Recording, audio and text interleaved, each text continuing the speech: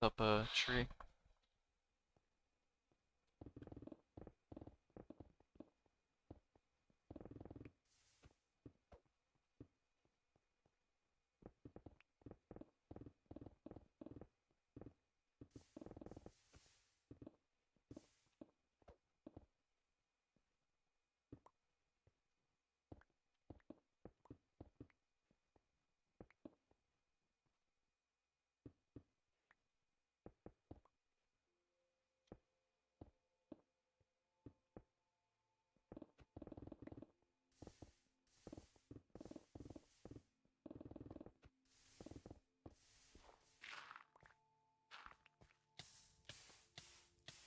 What's up, Rafi?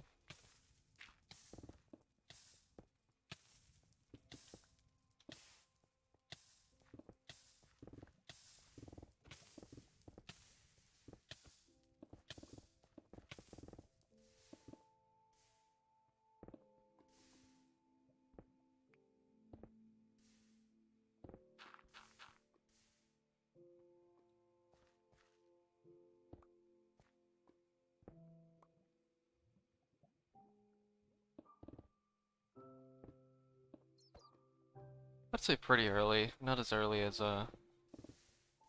definitely could be though. I'm trying to reverse my sleep schedule. I actually went to sleep at night this time. My God. Like I'm actually getting my sleep schedule's finally being somewhat reasonable for once. At least recently.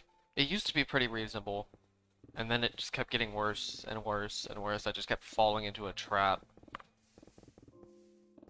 It's really annoying. Now it's okay. Especially if I get that new job. If I get that new job, then I'm definitely have to switch my sleep schedule, like, guaranteed have to switch it.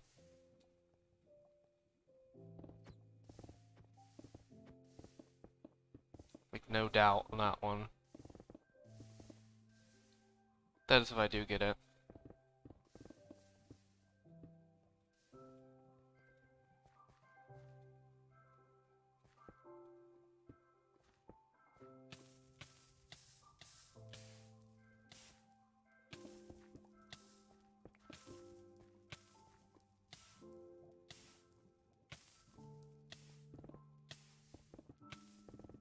Because that job, I'm gonna have to wake up at like 6 a.m., so that's great.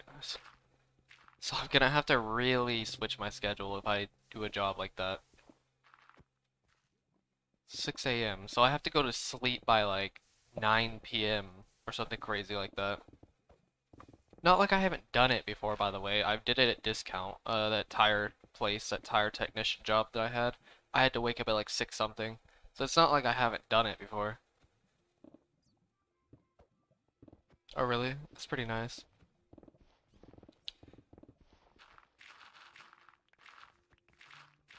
I'm not gonna lie, a job helps a lot with like momentum, with just in general, just momentum of doing things in general, like productivity, I guess, like a mental productivity.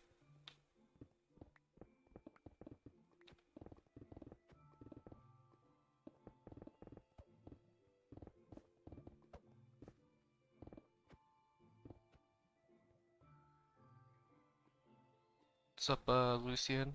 Yeah, I'm almost done. I have, I think it's like 98% or something like that. Ooh, geez, that was close.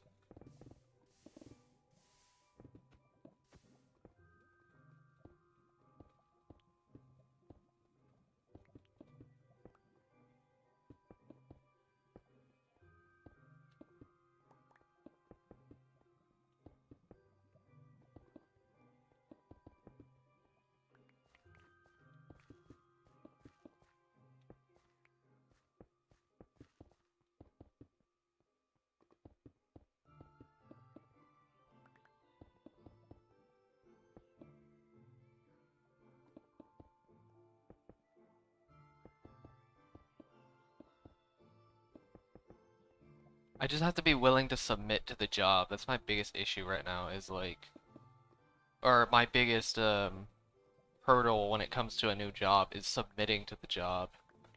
The responsibilities of the job, I guess you could say. Because jobs can throw you anything, honestly, in terms of responsibility. Expectations don't really exist with jobs, unless it's like, unless you have like the core responsibilities. From what I've seen, at least. Expectations for a job. I mean, unless it's like a job that I used to have, recently. That I quit recently, a couple of weeks ago, because I was moving. Um, yeah, that job. It, expectations were actually on point, basically. But I'm not expecting every other job to have that, though, so, like... Actually, funny enough, um, if I do get this other job, it's literally gonna be the complete opposite. I actually have to I literally have to have no expectations. Which I guess is a good thing, because it's not like... it's not like I have anything set to do. It's literally I do everything. Which I don't mind, honestly. I don't mind being jack of all trades. I actually kind of enjoy being jack of all trades because I could move anywhere. I could be useful in any, like, area, I guess you could say. And I can understand mechanics much faster, the more I learn about it. So it's like, I mean, I would rather learn mechanics. I mean, who wouldn't really wouldn't want to learn mechanics if they had the opportunity to learn it, to be honest with you? Because, I mean, it's such a useful skill, and it's especially good if the world somehow, like, you know, collapses on itself and stuff like that, and you need a job. Guess what? Blue collar jobs are gonna be surviving. Um, yeah, blue collar jobs are gonna be surviving more than any job. I almost guarantee it. All their jobs are gonna be washed away. If somehow, if somehow even just the U.S. alone, if the U.S. Let's go with that, because I mean, I don't really know how that's gonna work, but even the U.S. But if you could say the entire world too, but Um, like if the entire world somehow collapses on itself for some reason, then blue collar jobs will still be standing. So blue collar jobs are like mechanical jobs. They're basically like the building blocks of, they're the mechanical jobs. So like construction based jobs, I guess you could say. They're hands-on jobs, purely. They're purely hands-on. That's probably the best way I can explain it.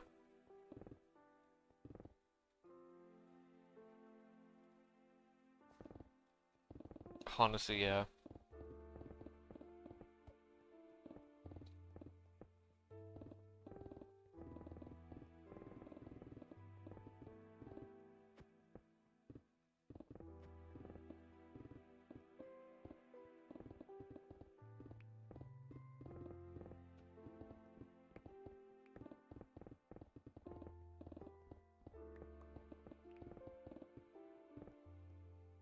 Pretty much. I don't know exactly how to explain it because I know there's different collars, like white collar, which is the white and blue collar are like the main ones.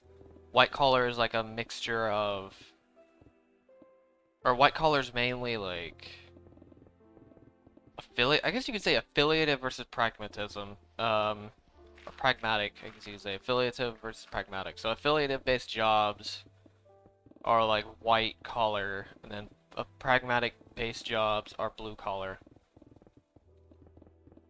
I don't really know how to explain white collar, to be honest. It's like, because it's such a wide, diverse field. I don't actually know how to explain. I may need more information, because I don't actually specifically know what constitutes as a white collar job. I mean, you could say it's just the absence of blue collar jobs, but I guess something like that. But that still technically isn't. Yeah, basically working with your hands. That's probably the best way. That's a pretty good way to explain it.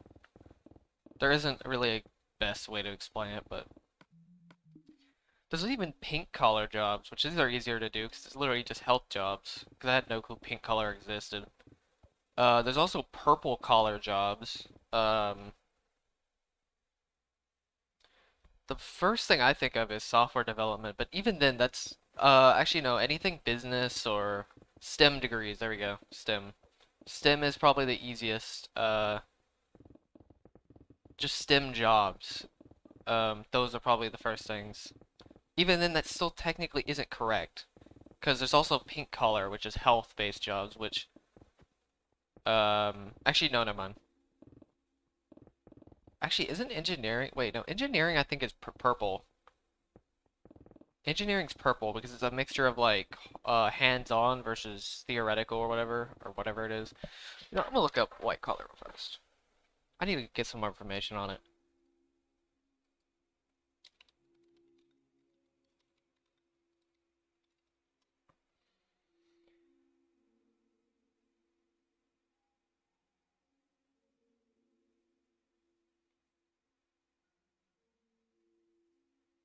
Manual labor. I still don't know exactly. Oh yeah, there's yellow collar. I forgot about that one. I don't really know how to explain blue. Like blue collar, you could say like blue collar is like apprenticeship and mastery, like apprenticeship, journeyman, and master. And then I think it might just be an American thing. I could be totally wrong on that. I don't know what these classifications are. They're so vague, but they're at least an okay way of defining jobs. So and then there's white collar, which I still don't know how to define white collar, to be honest with you. Um, it's kind of just college-based jobs, honestly. That's that's all I could say about that one. Anything for degree base, like anything that uses a degree probably is white collar, but even then that's still hard to say, because there's still different collars with like sub collars within the different. I don't know. I don't really follow it too far, but it is kind of interesting to figure out like what they're actually using for classifications, but apparently this is something they do. Yellow collars,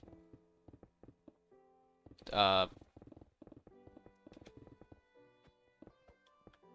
yellow colors like creative arts, pink is health, purple is like information technology, where it's like a mixture of hardware and like hands-on versus I don't know. I still can't define, I still don't know how to define white collar, so I can't really say.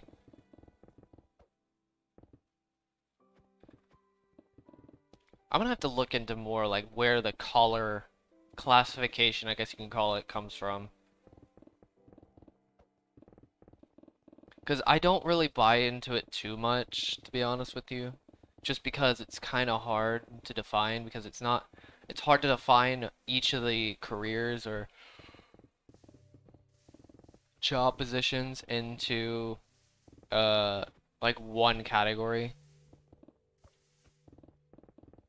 Like information technology is actually a great one to, a hard thing to define, like what color base it is, but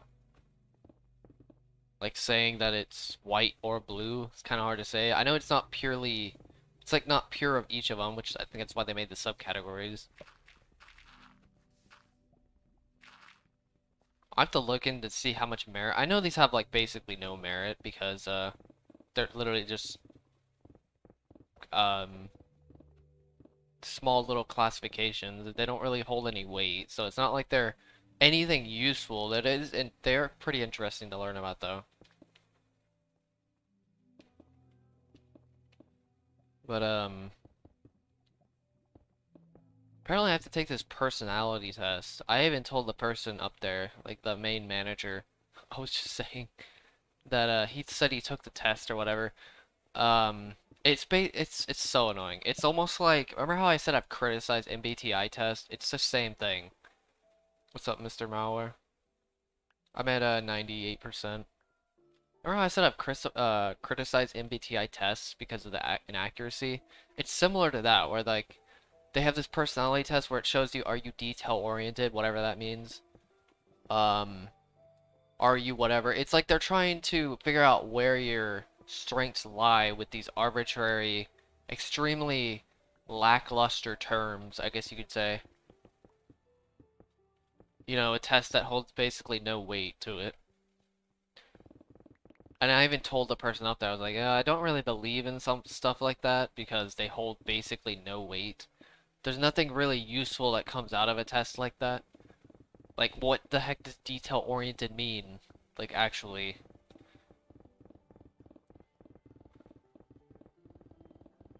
And in what scenario do they mean by detail-oriented? Or, I guess another thing could be like,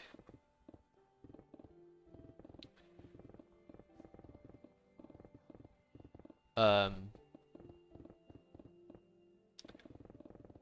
there's probably a few other things. I mean, there's like probably some vague terms I'm to deal with. It's MBTI on its own. There are way better psychological systems out there, but MBTI, it's similar to MBTI in that way, where it's like there's no standard that it really the standard that it uses is just isn't that good. It doesn't reflect anything. Similar to this test that I may have to take, where they use these terms that still don't really reflect anything. They're not really true to human expression, I guess you could say. Or at least they don't reflect human expression, which is what MBTI lacks, is the lack of human expression of like how people actually express themselves. Also, it's kind of hard to type yourself regardless of how good the test is, but it but yeah, it's I'm not gonna discard, obviously I'm not gonna discard all psychological systems, but um at all, but I'm especially going to discard MBTI out of all the psychological systems, and ones that use MBTI, like using the letter typing. Not saying you can't use the lettering to define things, you just can't use them to actually, like straight up, the letters themselves don't mean that much. The letters hold no weight, they're kind of just like a placeholder. Which I've told people that so many times, but they still don't understand that. Which it kind of makes the MBTI completely pointless. It's basically, yeah, that's basically what the test is. It's like, here's this test. How does this, what role fits you best? And it's like, I guess any role, honestly. And even then, that's hard to say because it's like, I haven't done a lot of those roles, so how am I supposed to know if it's a good role for me or not? Like, how would I know? Like, you can't just use all these vague characteristics.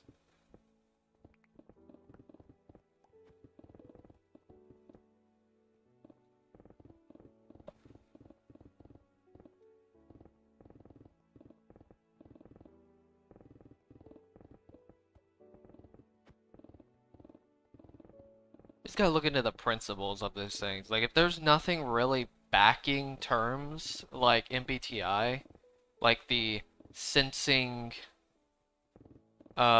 sensing, intuitive, stuff like that, just those terms alone don't mean that much.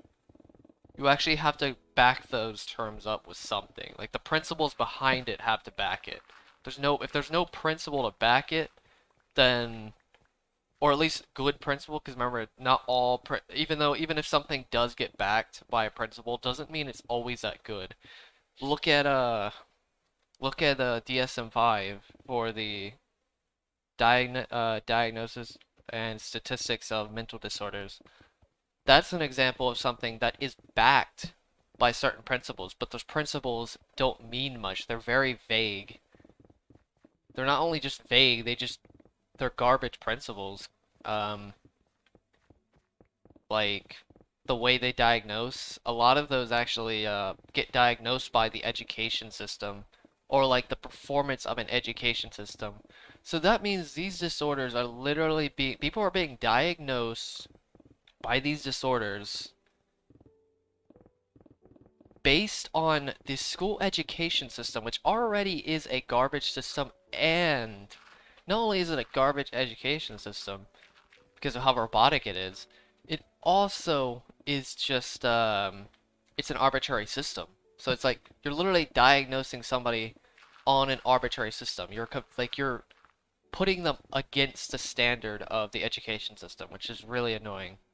I wouldn't say most of the disorders. There are some though, for sure. I'll look at more of the symptoms, not symptoms, the diagnostics of some of these other mental disorders. But yeah, that's a really odd thing.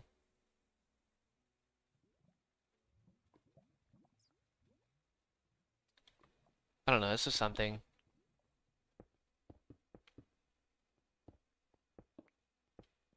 that I considered for a while. Like the psychological system I look at right now is actually it represents human expression. It actually like is based on human expression. There's no insane standard that it uses besides human expression alone. It's a pattern of human expression is what the system, and that's what psychology should be. Psychology should be represented by a pattern of human expression. Like what humans actually do, not what they're based around. Like what they're not, like humans shouldn't be compared to an arbitrary education system. It's not like you are making people any more robotic than they already are, but this makes it far worse.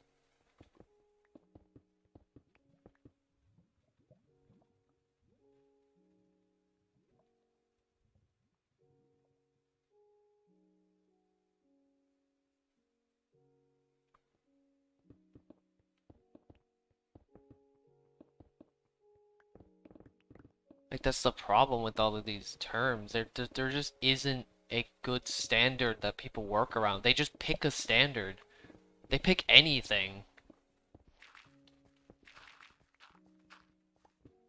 in a lot of cases.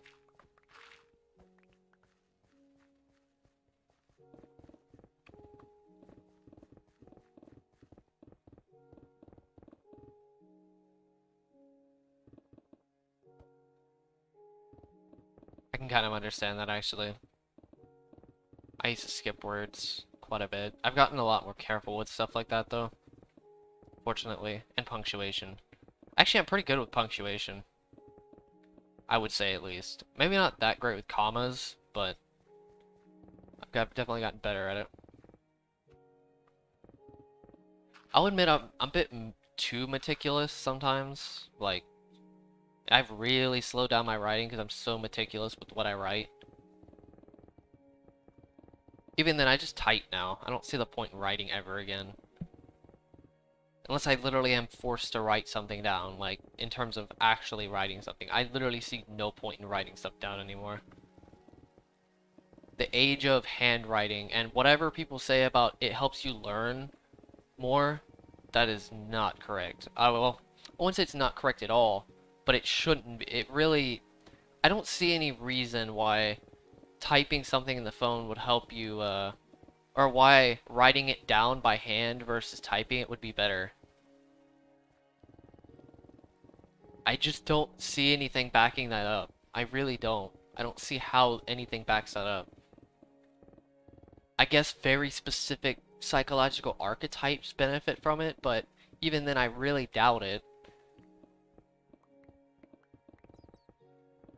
Because the thing is, if you're writing it down, it takes more brain power to write it down, so you're actually slacking on actually thinking about the information. You're thinking more about writing the information down than actually thinking about the information. So, I just don't see how that helps. I really don't. It's like thinking that you can read a book and understand it while you're reading it. That doesn't make any sense either.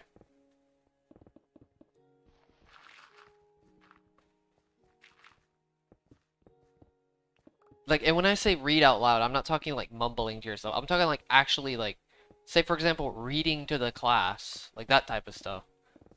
No, I'm not talking about reading to yourself. I'm talking about reading to other people. How are you supposed to know the information if you're gonna have to read it to the class? Like, I get they're trying to force, you know, people to actually pay attention, but my God, that still doesn't help. There's so many times where I had to read out loud, and it wouldn't help at all, to people. Or at all, honestly, to me, specifically. It may help other people, because they can listen. It's like the speaking but you can't listen type of thing, where it's like, you can't listen and speak at the same time. It's practically impossible. You have to switch between one or the other. I'm pretty sure that's backed as well, and I could definitely agree with it. I know there's no actual, I don't think there's actual backing to it. I could be totally wrong on that though. There might be some backing to it.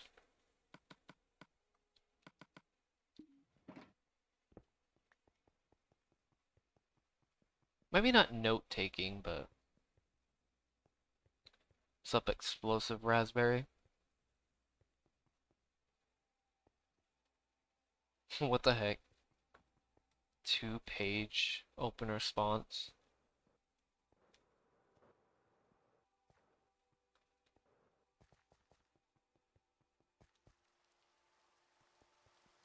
Note-taking did absolutely nothing for me, to be honest with you.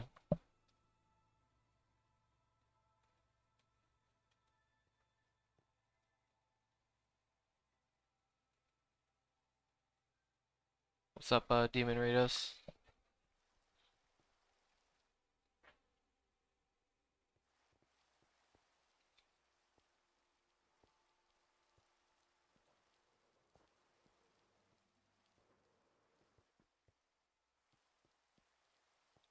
Honestly, I kind of agree with that. I didn't really study that much. I kind of just used the information, like, while it was over there.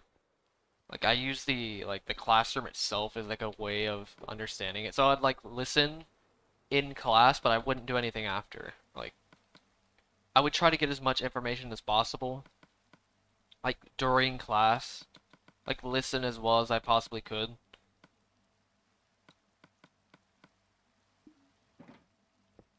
I would just use the information right up front. I'd process it right up front, basically. I'd basically be super tactical. I was basically a tactician student. I never prepared for really anything. It was pure tactics. Including the tests as well, by the way. I would also just kind of logic my way through it, or... Yeah.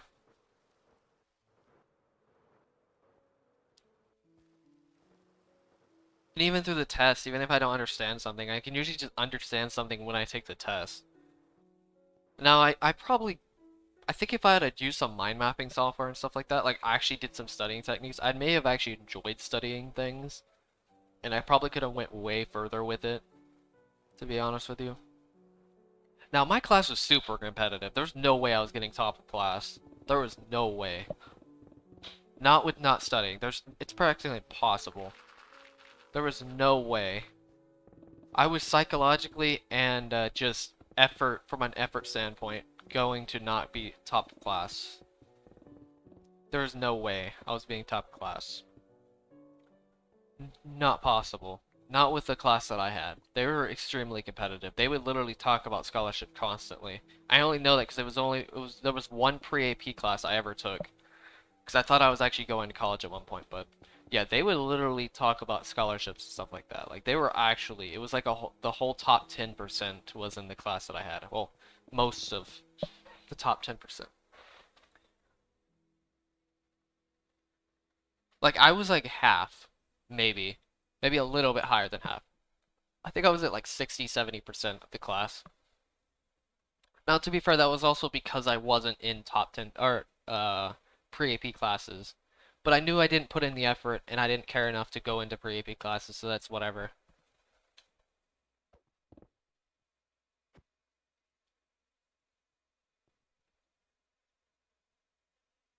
Dude, caffeine does like nothing to me. I guess unless I like run and like actually like really use that caffeine, I guess. Like I'd have to really maximize that caffeine usage. It just doesn't do anything. It's not very I'm very insensitive to caffeine for some reason. Maybe it's just psychological reasons. Hard to explain why though. There are some psychological reasons. There are people that, psychologically speaking, are more sensitive to caffeine than other people. Or at least the psychological, there's at least a psychological influence. It's not like a guaranteed thing, but psychology, I think, would influence it in a way, that sensitivity. Because of those mental preferences some people have to experiences. Because, like, some people are more sensitive to experiences than other people. That's, like, almost a fact at this point. Anybody who disagrees with me, they need to look at even a book of psychology and tell me that some people aren't um, more sensitive to experiences than other people. Anybody who says otherwise, I don't know what to tell them, honestly. They need to actually look into psychology. Or at least look at people's behaviors, holy Christ. Just look at what people do. See how they express themselves and tell me that some people aren't more sensitive than others. In that sense. I think pretty much most people would say that some people are more sensitive. I mean, there's a reason we have these disorders, even though their standards that they use are garbage, to be honest with you. And they don't do much for people because they're so vague. And they just harm other people because they just get boxed in to those disorders. And those disorders are stagnating because they don't do anything. They don't promote growth, which is annoying, but, you know, I can keep going.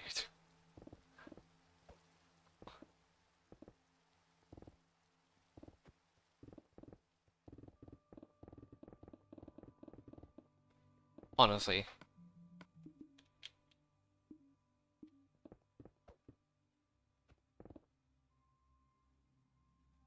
You spiked it with salt? Oh god, dude. It's like drinking from the ocean. Yeah, schizophrenia is also a misunderstanding of cognitive functions as well, by the way. Like, I have a friend that claims having schizophrenia, even though apparently, from what I've heard, like somebody, one of my friends going to psychiatry, apparently they almost always diagnose you with being bipolar.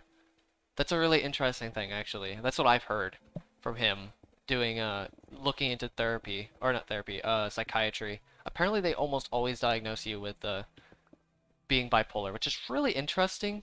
Which, I mean, technically everybody is bipolar. Actually, more like they're quadpolar, but because everybody has, you know, four sides to the mind, but that's obviously not verified yet, so I'm not gonna convince anybody to believe that we have four sides of our mind, but not going to that. That's pretty interesting, though.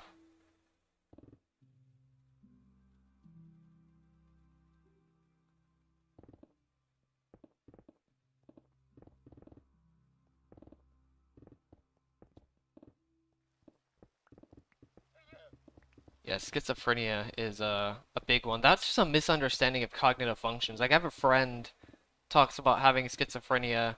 That's just because he has one of his functions is overactive, even though it should stop. He needs to stop using that function. It's basically an overactive function.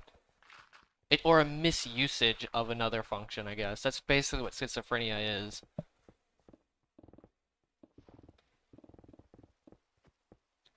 As much as people want to disagree with me that I have seen it literally firsthand. Like, I could definitely be typed schizophrenia, but that's only because I'm paranoid with my uh with one of my functions. I'm misusing the function, I guess, which can come off as schiz. I could definitely come off as a schiz or having schizophrenia. So yeah, that's definitely an interesting perspective on.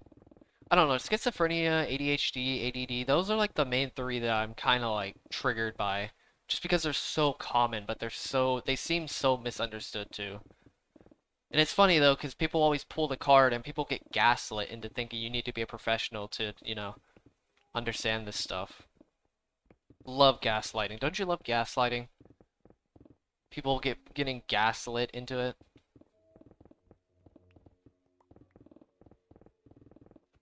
They get gaslit into believing the thing because they're trying to get. They're basically being brainwashed into not believing the other things because they're being gaslit into thinking that you need credentials or whatever, not certificate, but you need to be certified or you need to be a professional to actually have credibility when it comes to understanding this stuff.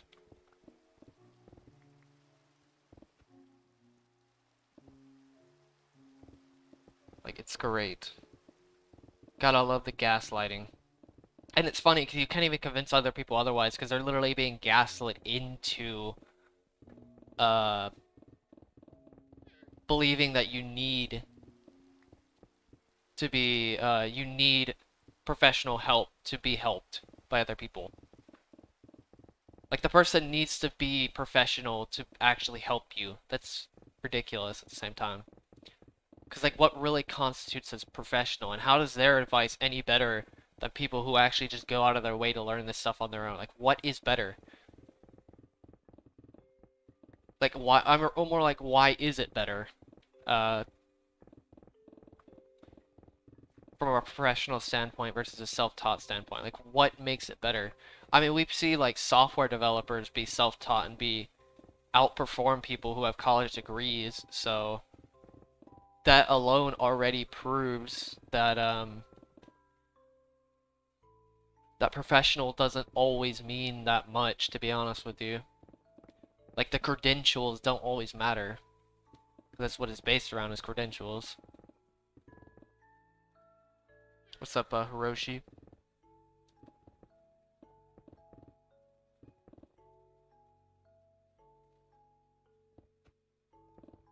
A trilogy of it? What game is it?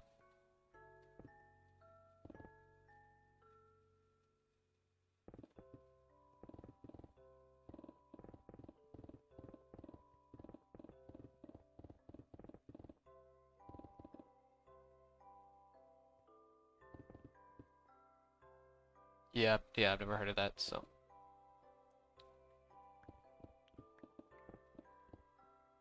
Oh, it's a fan game. Okay, I was about to say, it sounds like FNAF, but... Say, I never heard them release that. It's just a bit weird they call it the overworld, but they don't call the nether the underworld. I guess it's only because there's no... Even though theory-wise, technically the top of the nether should be the bottom... Or so, yeah, the top of the nether should be the bottom of the overworld by theories, but I think if they, I think the reason why they didn't do it was because of that, because it's technically not, like, it's not, canonically correct for the nether to be below the overworld, so I guess it kind of makes sense they don't call it the underworld in that way.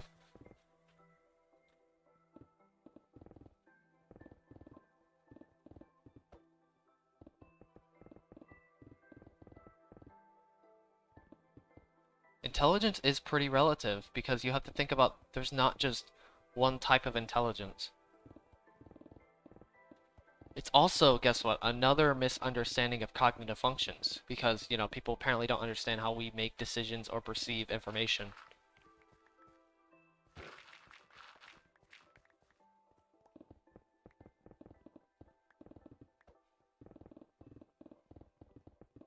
And then people misjudge other people because they're like, oh yeah, you're not this, you don't use this function, then you're not intelligent enough for me, or whatever, because everybody's selfish like that.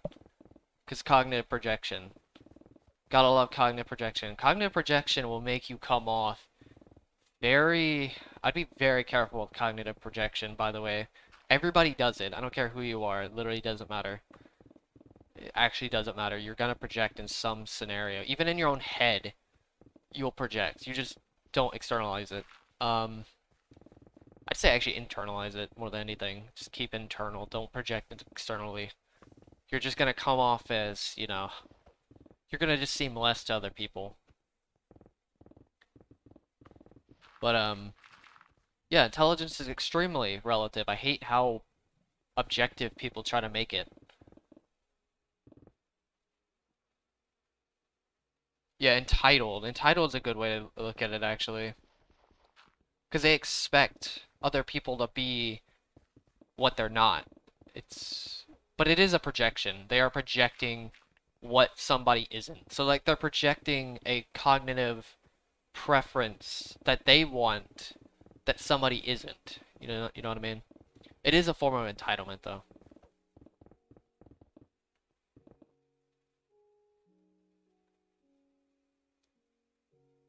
Yeah, like it's really funny seeing people judge other people for the lack of the intelligence.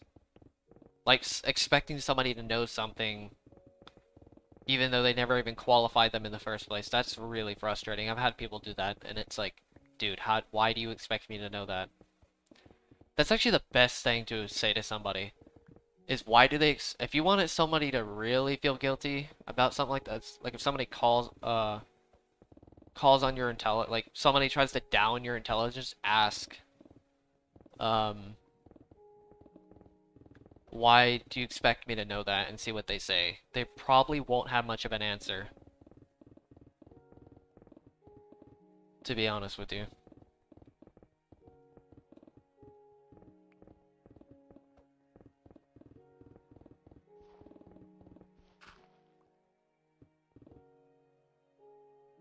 No what?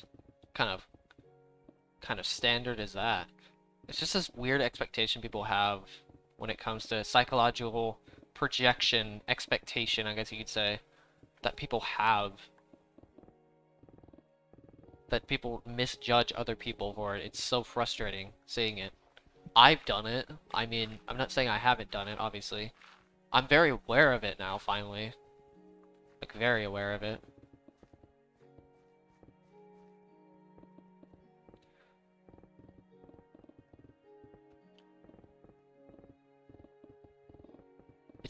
Honestly, it comes down to understand before being understood, basically, what it comes down to. Like, don't think about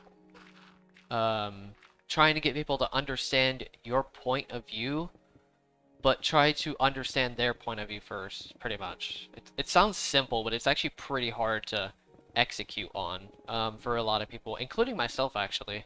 It's pretty hard for me to, like, go actively out of my way to, like, ask questions. That's something I've gotten better at it, though, to be honest with you. I've gotten much better at it recently, at asking questions, to be honest, than I used to, for sure.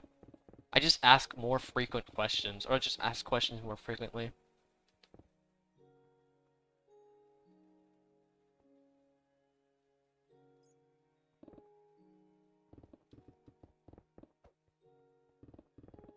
It is kind of funny how people, like, try to disregard other people's, like, areas of, like, intelligence, or, like, just their areas of interest or understanding, just to make their own understanding better. Like, people who are super concrete and very, like, realistic, trying to basically disown philosophical thought processes or stuff like that. Because they just say, oh yeah, that's not real, so it can't be real. It's like the laziest form of, um, literally the laziest form of, what's it called, rationalization out there, honestly. That's literally the laziest ration. If you just if you criticize someone's, or you try criticizing someone's point of view right away without even getting any information out of it, like if you're just gonna straight up do it, that's literally the laziest way of rationalization. Like people rationalizing how much time I've spent into this project, or rationalizing this being a waste of time even though they don't understand that wasting time is relative and is different based on the person, but no, they want to be lazy about it and just, you know, try to, like, disapprove other people because they don't care about it, so they, like, expect other people to not care about it or whatever, or they try to force other people to not care about something. I guess is a better way of saying it. It's like, guys, stop.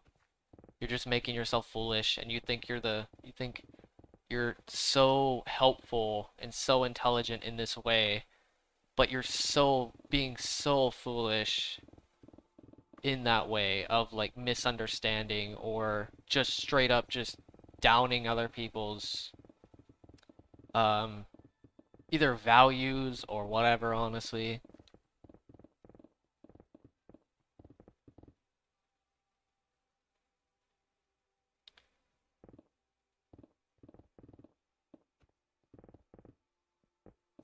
I don't know about physics and philosophy, but I would say, like, not psychology, philosophy and I mean, philosophy and just sciences are quite a bit different, but I'm actually curious. Why do you think, just out of curiosity, why do you think physics and philosophy are so similar, or could be very similar to each other? I'm trying to figure out a correlation, but I probably need to understand your point of view first, to be honest with you, before I even go into my own point of view. Because, I'd rather hear your point of view, because I'm actually kind of interested.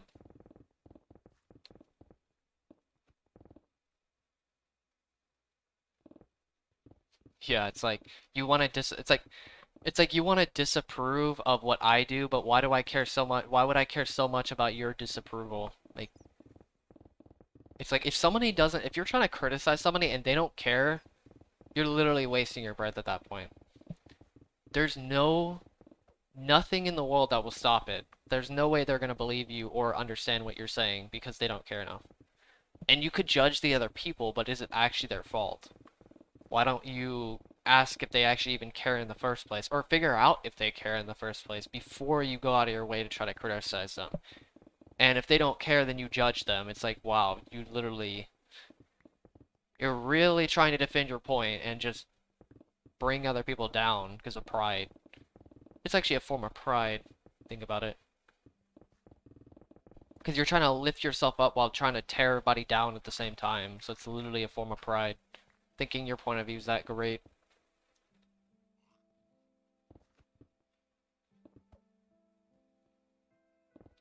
Oh, I see what you mean. You're talking about like metaphysics. Like how metaphysics helps you question things, and then metaphysics becomes physics after it's brought into.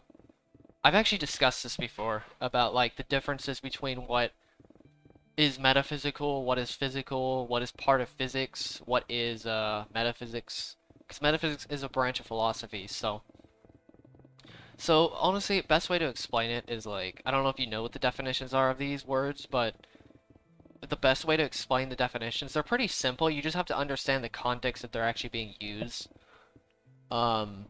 Say like physics, let's start with like physical, because physical is the easiest thing to understand out of all these words. Physical is like an adjective, because you're describing something as physical. Keep in mind when I say what these types of words are about being adjectives or nouns, because it's pretty important to understand how they're being used. So like physics would be, or physical would be adjective, because you're describing something as physical, and it's basically just the body. It's the nature of something based on your senses, because you're actually seeing it. You're describing what's happening, pretty much.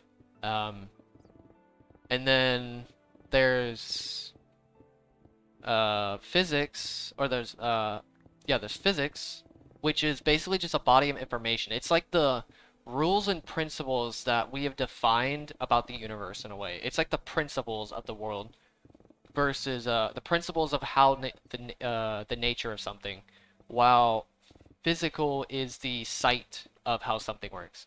So principles versus sight, basically. It's the information and standard that we've developed versus the sight and what is being seen. It's perception versus judging.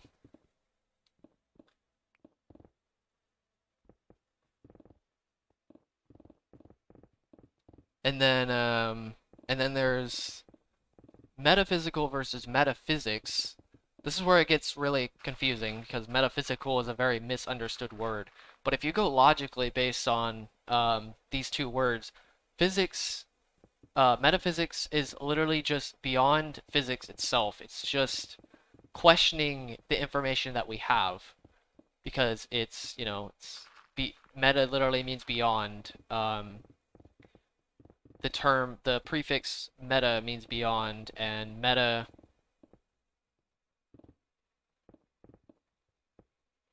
means meta just means beyond. It's basically just saying it's questioning what physics is. It's like questioning physics on its own, and then it's questioning the standards that we have, or the standards of something else in general. And then there's metaphysical, because physical is an adjective, metaphysical because all you're adding is a prefix, it's a adjective. If you're saying something's metaphysical, you're basically saying it's beyond what you can see right now. So depending on the context, um, you could basically say something like if you jump in the air, physically you're jumping in the air, but metaphysically gravity's bending around you in a way, because gravity's just the bend of space-time. But that's what's happening, but you can't actually see it unless you have a like a telescope or whatever, and you could view gravity itself. But that's only depending on the context, because context is very important in this case when it comes to physical or metaphysical. You can't use them. They're not objective. They're not objective terms. They're very, very context based, which is what people need to understand.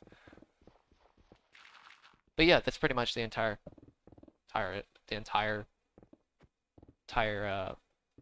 argument that I have about gravity being metaphysical and time being metaphysical. And physical. They're technically both because of context. Time could technically be, which still don't know about the time being metaphysical or physical, because I think it's pure metaphysical at the moment. I don't think time in itself could be physical because it's just a concept of things passing by. And you could state the argument about like the two clocks that one slowed down while the other one was kept moving based on its environment. But honestly, that's just the clock moving. Clocks in themselves aren't time, they just represent time, so that technically doesn't mean that time is slowing down. It's more like just the clock itself is slowing down, but the time itself could still be moving. You see what I mean? It's kind of weird. It sounds a bit weird, but it's like, remember, representation doesn't actually mean it's the thing, it's just representing the thing. It sounds really weird.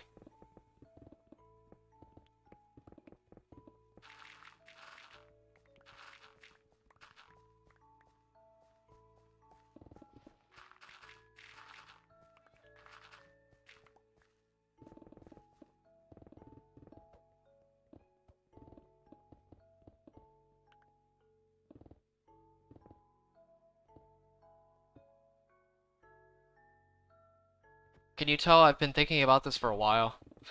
I've been thinking about this for like over a year now, with information and stuff, getting a little bits of information and stuff like that, and understanding the nitty-gritty of this. As you could probably tell.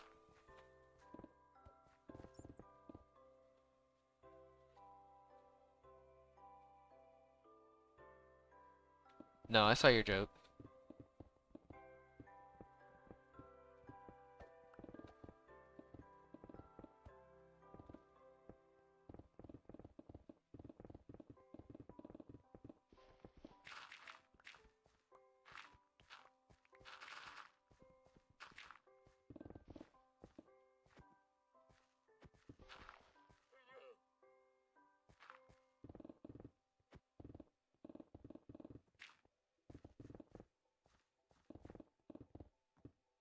It was pretty clever. I can't deny that.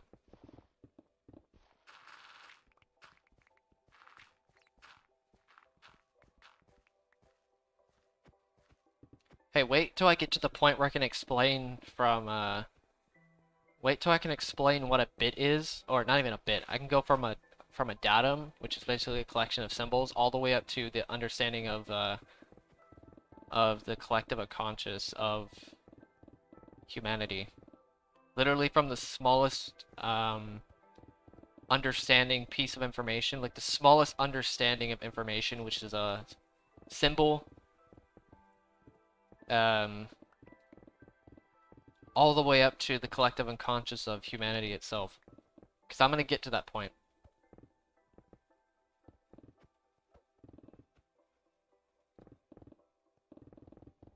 I think I just need to tone down the censorship, honestly.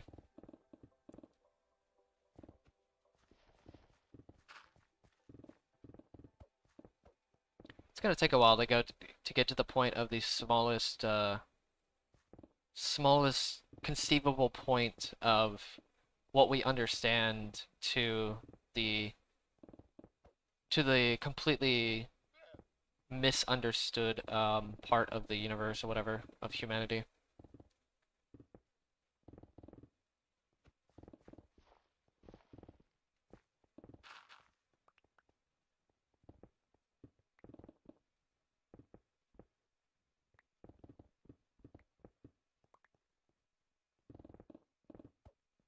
I think the only thing they just need to tone it down from like a global standpoint to more of a like public standpoint. From a not really public. They just need to make it where private servers don't have it, that they can opt out of it. That's what they just need. If they could fix that and have some form of like way of, or tone down the punishment, I guess you could say. Tone down the punishment and like make it where you can't, where you can at least play offline, which is single player.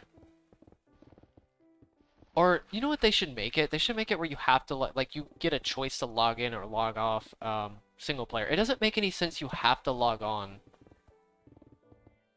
Maybe they should make multiplayer and single player separate in terms of logging on and stuff like that. Or they need some way to like change the way you log on single player versus multiplayer or whatever. Or like you can play it in safe mode, similar to how Windows has safe mode. Which is basically just like single player, but you know, without any form of restrictions in that way.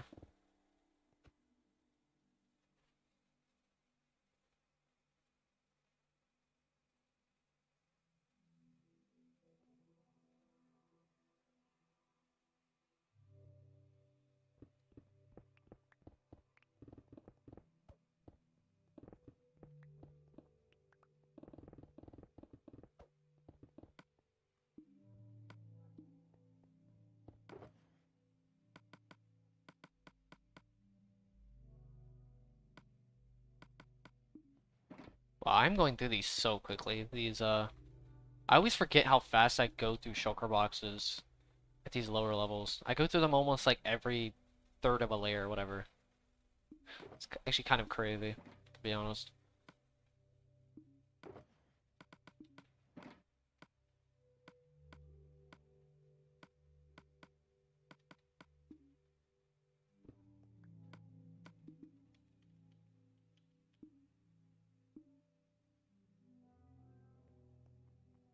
Yeah, like I don't think anybody. I mean, some people are saying like just don't get banned, but I don't think they're entirely aware of the consequences of implementing a system like this.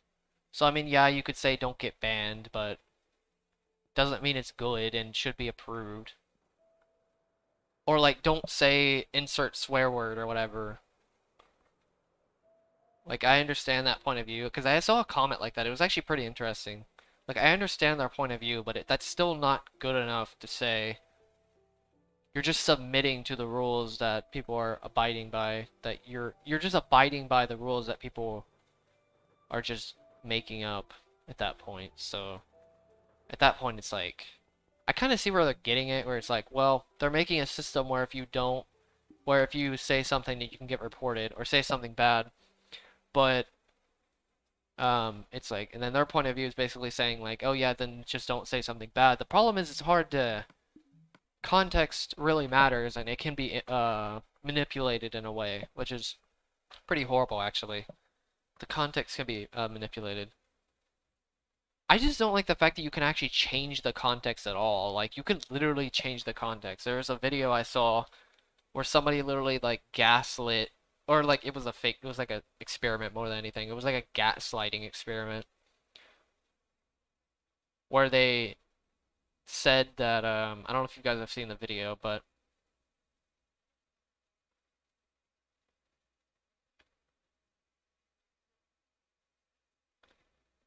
like basically they said like, are you breaking Microsoft's terms of service or something like that? And then they said, or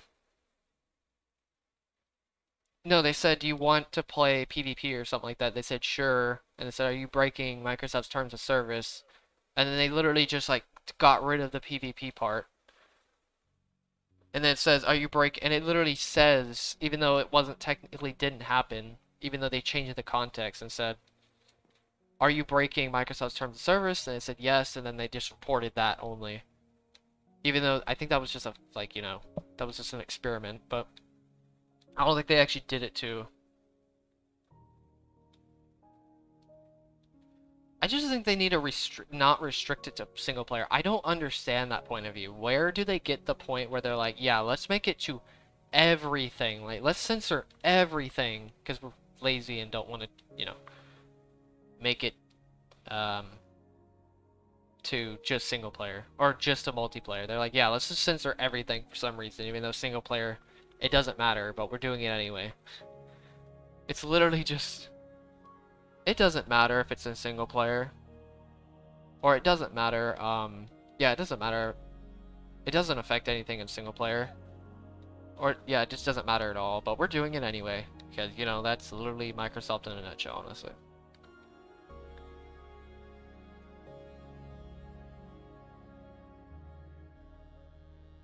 Oh god.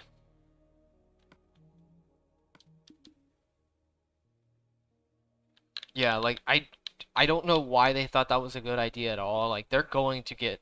I mean, they have already gotten backlash, but I think the entire community is just going to pull the plug on this game.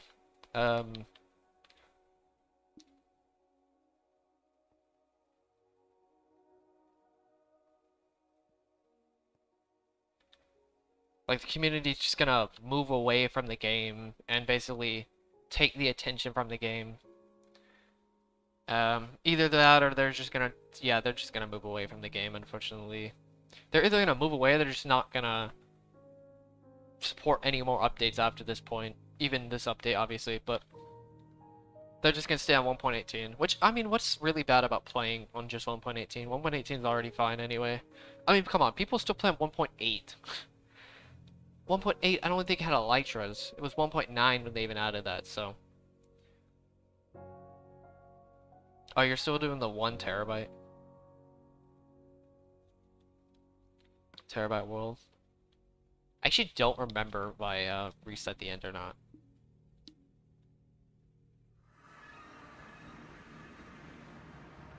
But yeah, that's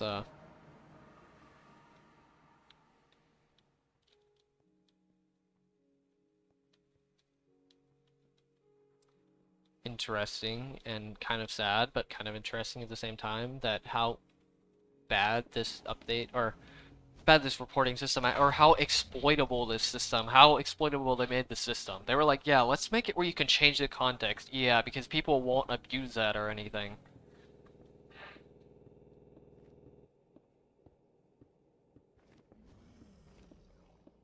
They could have at least made it where didn't you didn't have to delete the context. Like, they shouldn't have made it where you could change the context. I can understand like kind of selecting some context, but the fact that you could delete context is kind of ridiculous on its own.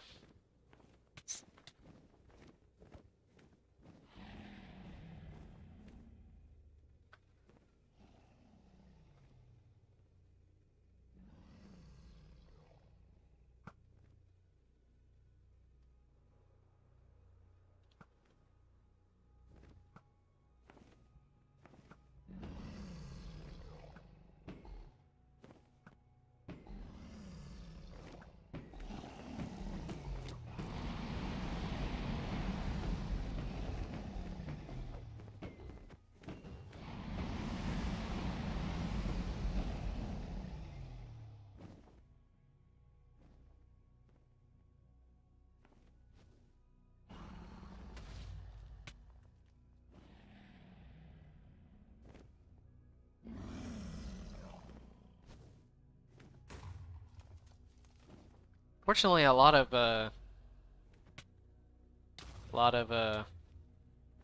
players playing 1.8 for servers like that, fortunately. So I don't think people will be moving to that version for, you know, Hypixel or whatever, but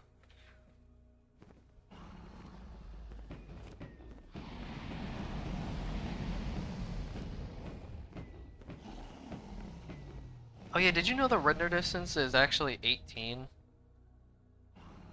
for PS4? I thought it was 22, but somebody mentioned it was 18 in the comment section or in the stream yesterday.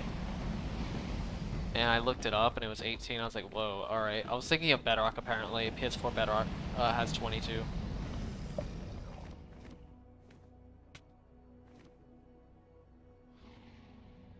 I remember the Operation Operation Blackout. It's kind of unfortunate he just didn't put all his time into Bedrock. It's kind of crazy that he was actually even starting a new project on top of this one. How long did it take him to even get rid of the pillars, by the way? I never actually watched any of the streams. I think at that point I was already doing my project. I think. I could be wrong on that, but I was getting either really close to... I was either busy or something.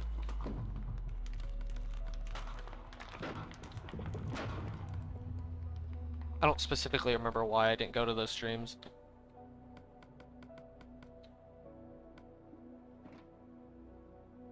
Because I'm curious at how fast he was going to those pillars.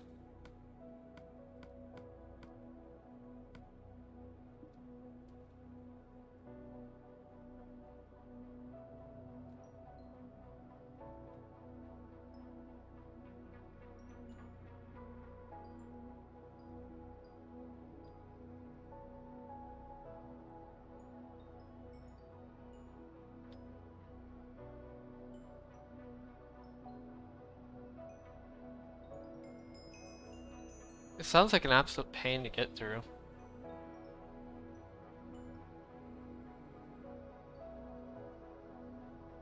To be honest with you, just because it's so slow. Did he even have beacons in the end?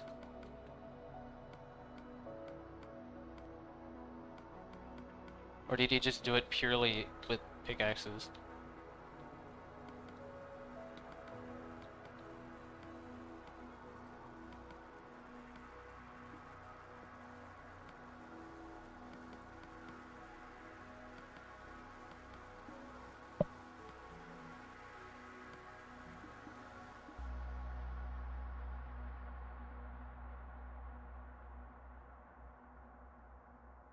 Bring some withers in, yeah. Wait. If withers destroy Bedrock, I don't think they place the blocks, do they?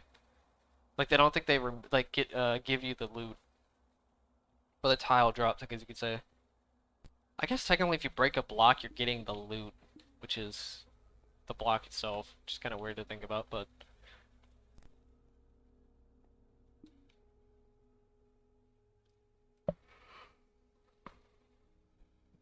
can't wait to sit here for like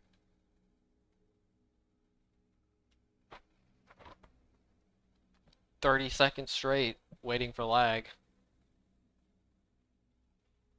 I think I'm gonna have to just straight up move this bed.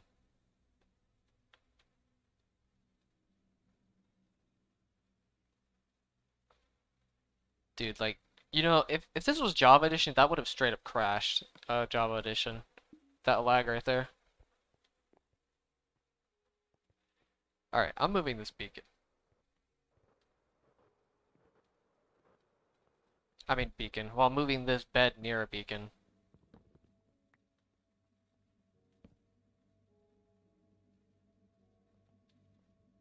Either that, I should just, you know, keep it away from this area in general. I'll try that though and see what happens. What's up, Pie Guy? We have 3 layers left. Or 4 layers left. After this one.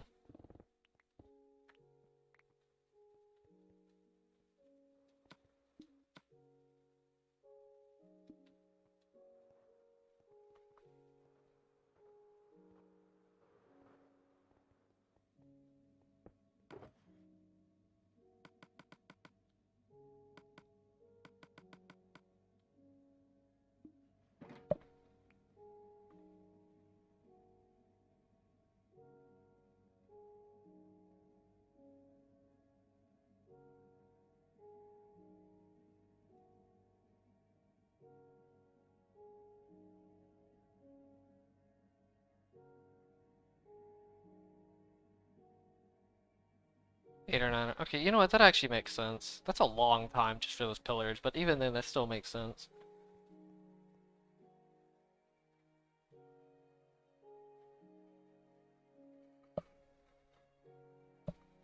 Which 2.5 seconds. Is that with haste or is that just pickaxes?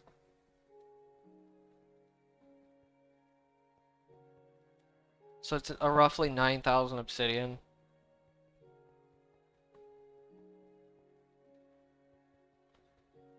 Because if it's just pickaxes, that's only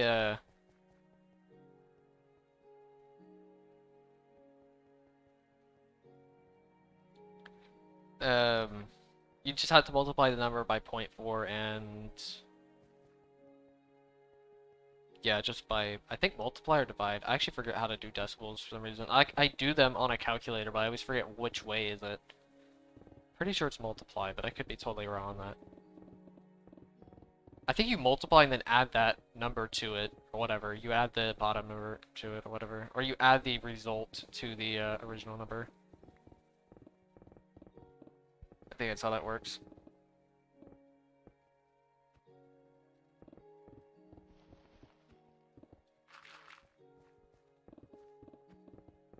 So it takes roughly 7 to 8 hours every single... Okay, that's not bad at all, actually. That for me, that's like nothing to get rid of those pillars. Practically nothing. You know, it may even take longer to build the platform underneath than it will be to get rid of the pillars. To be kind of honest with you.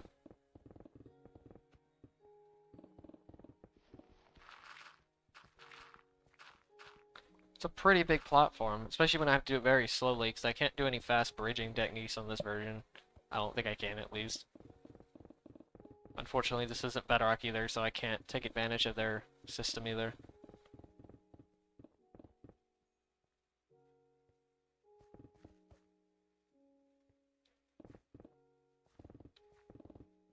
Oh wait, yeah, I forgot about that.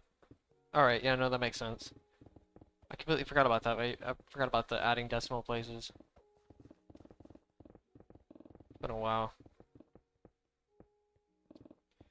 There's a pretty good chance I'll fall into the void. As long as I'm careful, I probably won't, but if I'm very careless about it, which you've seen before, how careless I can be, especially with, like, lava, for example, good example of me being careless, because the nether's gonna be so fun, because I have to be careful all the time for hours and hours on end, so it's gonna be great. But, yeah, there's a pretty good chance, I would say, with me being so careless when it comes to not dying. Or with me just dying in general.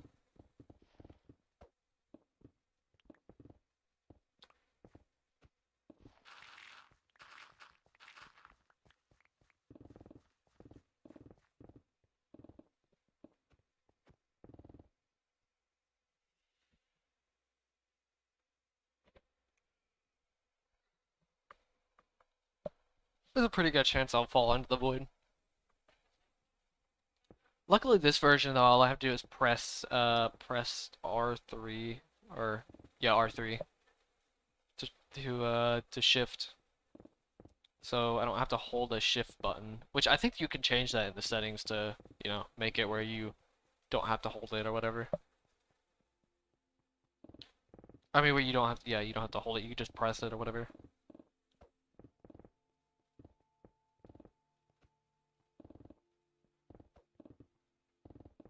I could just have fireworks, to be honest, if I somehow fall. It'll be the first time I actually utilize fireworks properly in this world.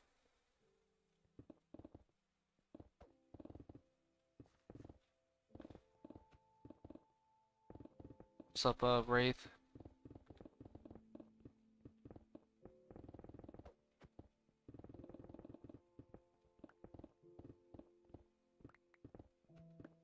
Because I never really use fireworks that well in this world. I mean, I've never had any reason. The world isn't that big.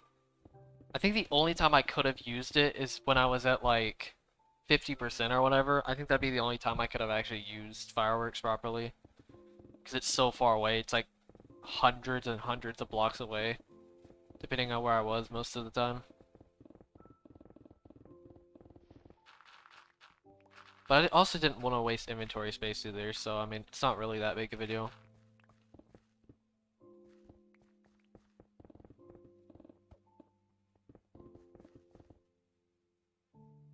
At least I don't have to deal with the map anymore. I can actually have something else in my offhand this time, for once. I don't have to deal with holding the map. Which, I mean, I've never really had to hold the map, but it's pretty cool to just see the progress over time.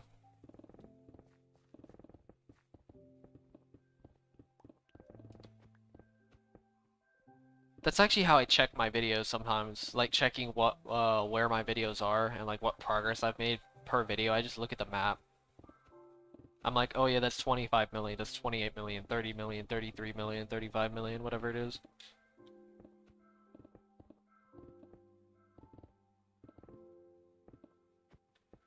Okay, so for that, for the break, I may take a small break, but I do want to ride the wave of the channel though. So I think the break I'm gonna take is when I do the Patreon stream.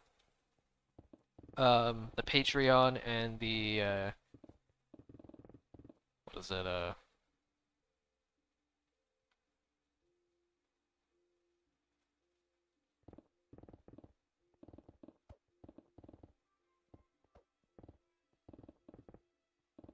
Yeah, I don't. Oh, I'm still grabbing beacons. I'm still gonna grab some beacons for speed. The speed buff will be so nice in the Nether. So I mean, I'll just use half the amount of beacons that I have. So it's gonna cover a lot of area though. But yeah, the I need to do Patreon. Need to make the video. And I need to mine the ores. Those are the three things I gotta do. That's pretty much my break, are those three things. Basically my break. They work in the Nether, you just need to break all the top blocks and expose the bedrock. I even have a beacon in the Nether right now.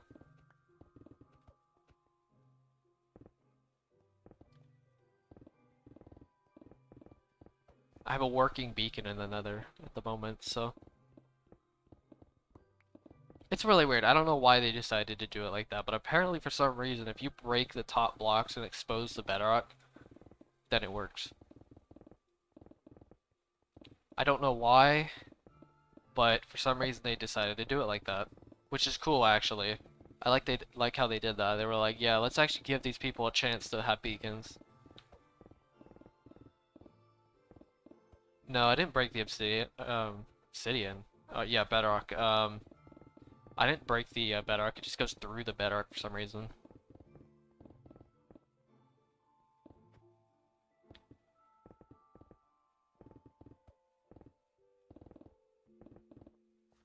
Don't ask me why it happens like that, because I have no idea, honestly, why why it just goes straight through bedrock like that, but I mean, oh well, I guess.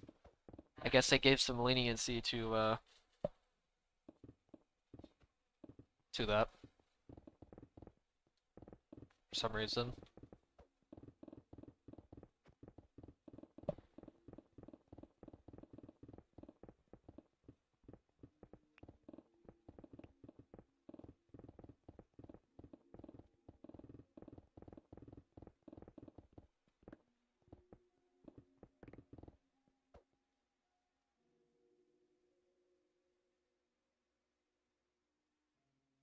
Kind of feels intentional.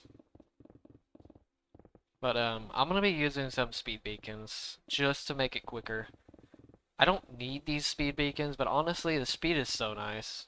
Seriously, when it comes to mining, people underestimate how good speed is.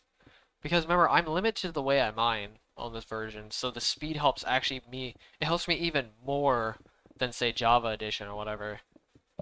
Because I'm limited to the way I have to mine, because there's no way I could move back and forth with the controller. It's too hard to move quickly. Um, I could do like this, or like this. Like, I can maybe do like this and then go down a diagonal, but it's so precise. Unless I did like this, I guess. Wait.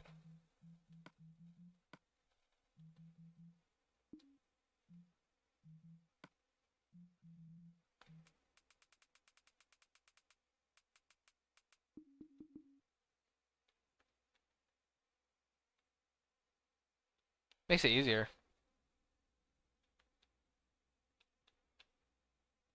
That's still really annoying though, with the controller. It's just the way you have to use the controller that really limits the way you do this project.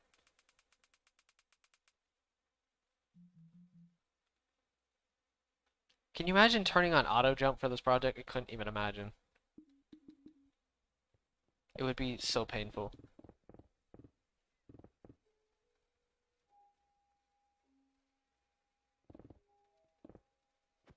Honestly, it's not really 200 speed is not I mean, it's pretty fast, but not like incredibly fast.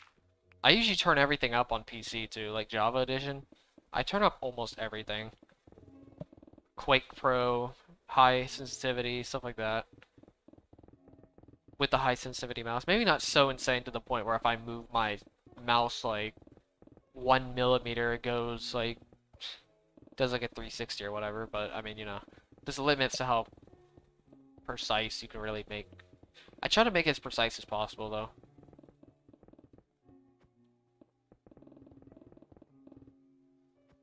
I don't know anybody who uses auto. Usually mine, like Java Edition, if I play it, usually I just have it on because for some reason they have it on automatically. Um, like I mean, it just would be a pain for this project. Just because if I don't keep my distance, then I'll just automatically jump, which is really annoying. Especially for a project like this.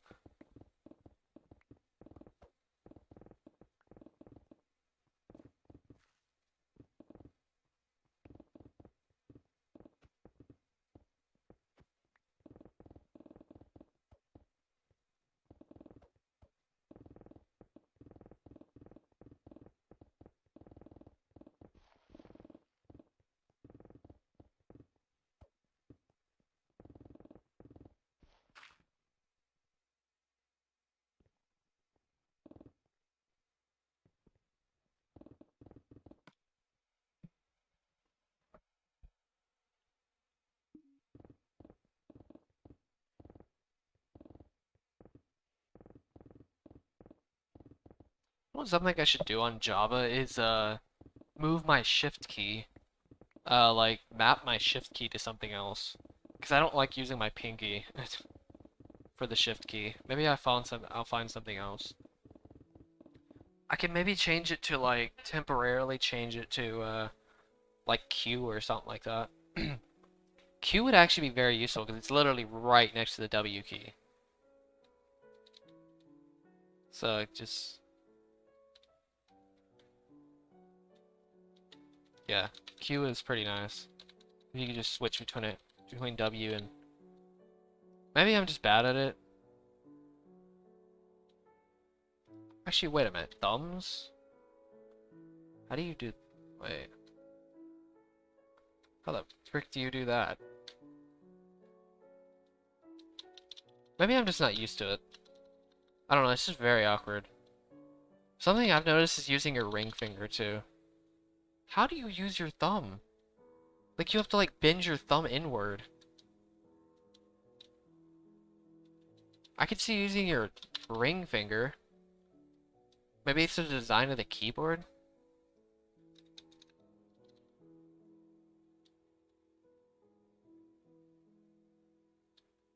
Or they just press it. It could also be, do they hold down it with their thumb?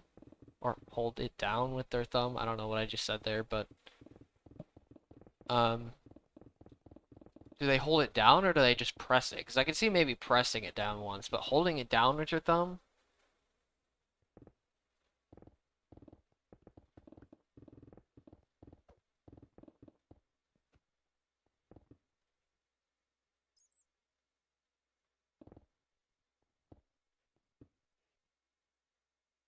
My God, that sounds so painful to do, the arrow setup. Like, I could switch my shift key to, like, Q. I think Q might be the best key to use. Or E.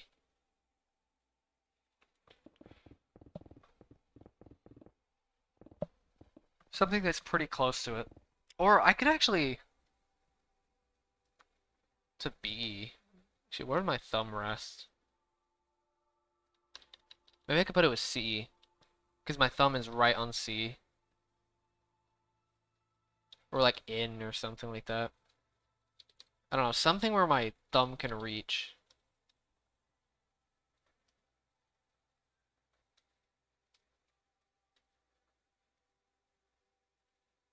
Yeah, maybe, yeah, Q would probably be the best, honestly. Just trying to put my hand on my keyboard, trying to figure out where it rests.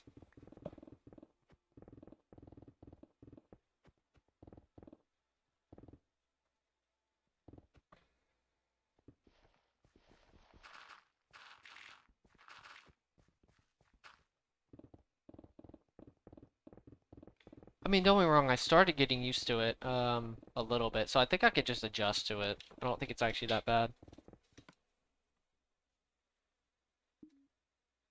Make the sprint key W. Oh god. You know, I technically have that on this. Instead of double tap for sprinting for this, like how you double tap on the left stick, I have it where you press L3 to sprint.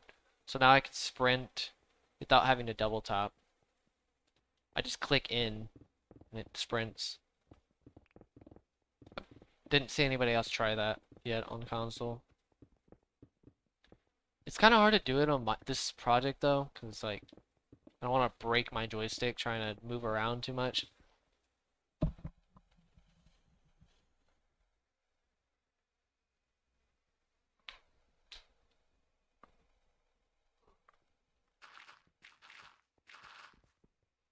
I may need a new keyboard though, because my spacebar is kind of getting a bit whack.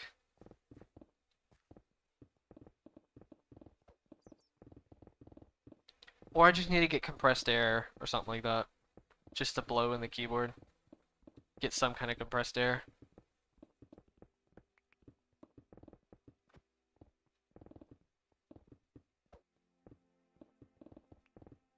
Well, actually thinking about it, you can't even really change it on this version. Like, you can't change... It's kind of weird, though, because you can't change the double tap. Like, you can't double tap and change it, like, on this version. So, like, if you double tap with the L, joystick, left joystick, I guess, you can't change that. So, I had to replace my L3, which was originally facing a different direction, like the perspective, I guess you could say, like first person, third person, stuff like that. Yeah, I can't do that anymore because of that.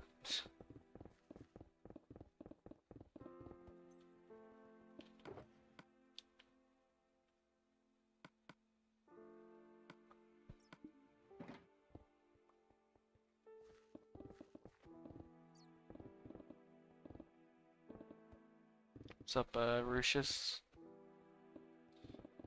Yep. After this, I'll have 3 layers left, I think. It's 3 layers. Yep, 3 layers.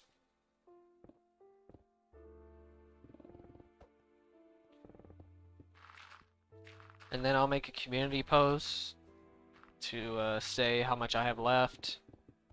Don't know how much I'll actually do, to be honest with you. For like the final part. I don't know how fast I'll actually get that done because I'm actually pretty busy.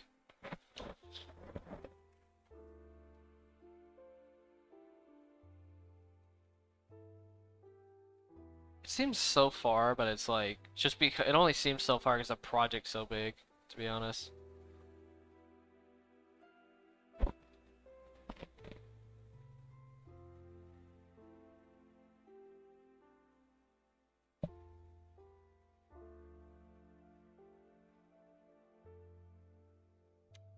Oh, that's unfortunate.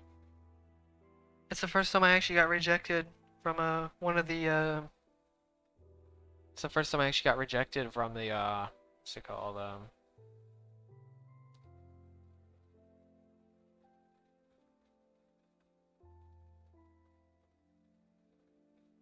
from one of the applications.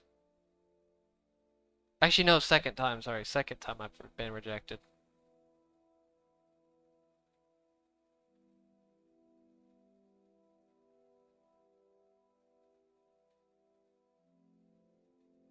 At least they're actually giving feedback.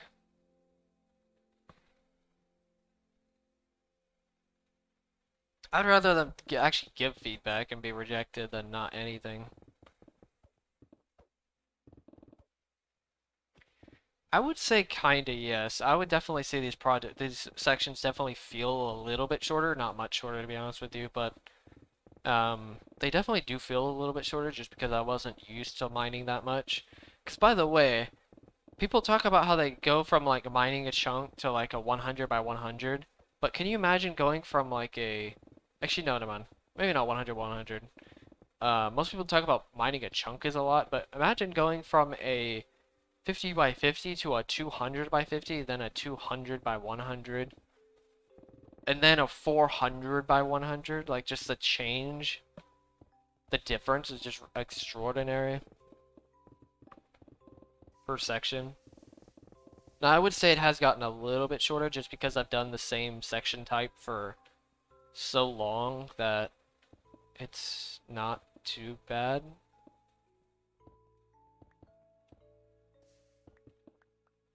To be honest with you.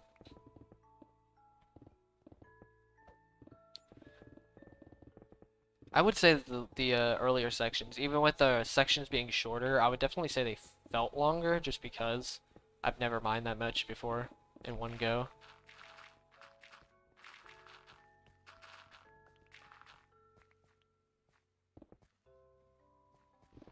Wait, do what? Lava texture do what? This is the old lava texture, by the way. This is the old texture pack.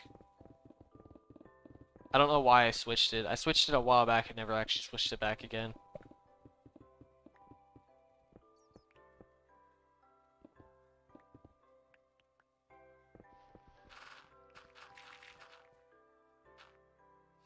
Okay, there we go again. Back to the lag.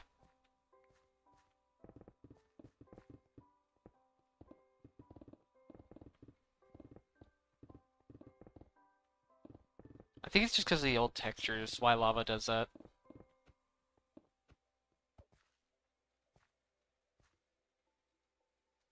I remember, actually it might have been that, if I remember correctly. It could have actually been that. Just because gravel sticks out a little bit more in this version of the texture pack, or textures. I think that was the reason.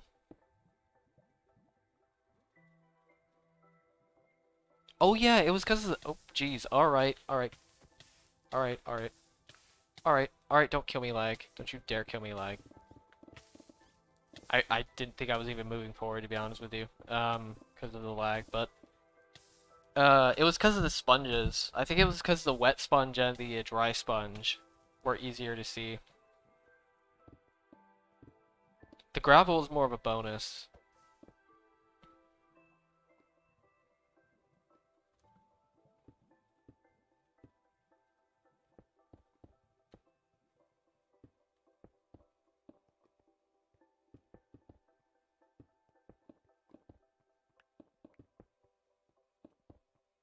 I'm gonna go and save it real fast, just in case.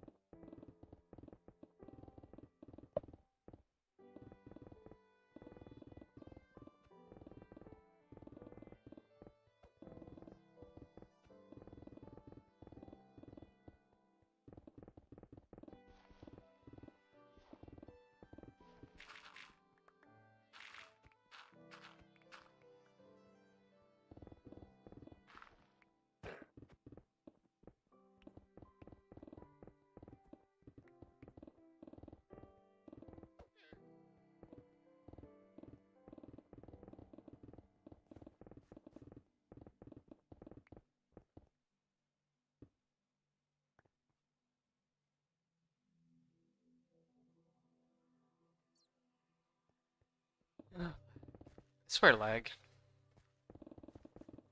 Gonna be the death of me, like, literally.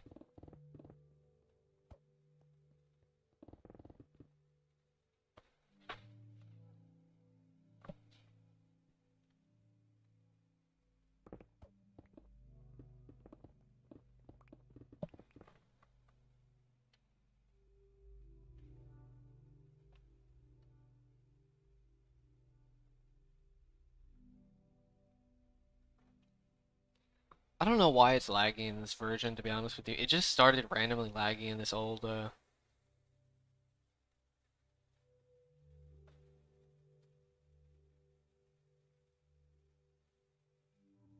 this section.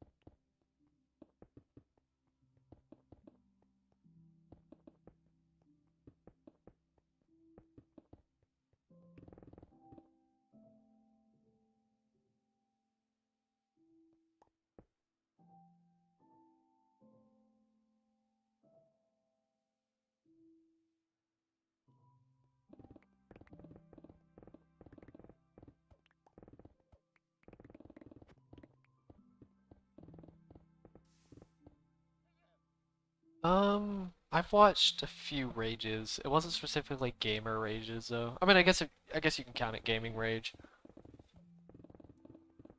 because it is technically gaming. I've seen some rages though. They get kind of crazy, to be honest.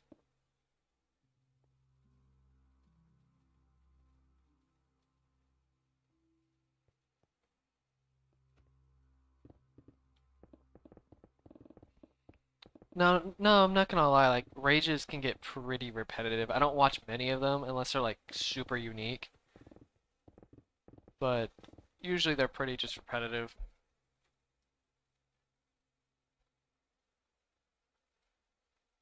Unless the actual content's pretty entertaining, but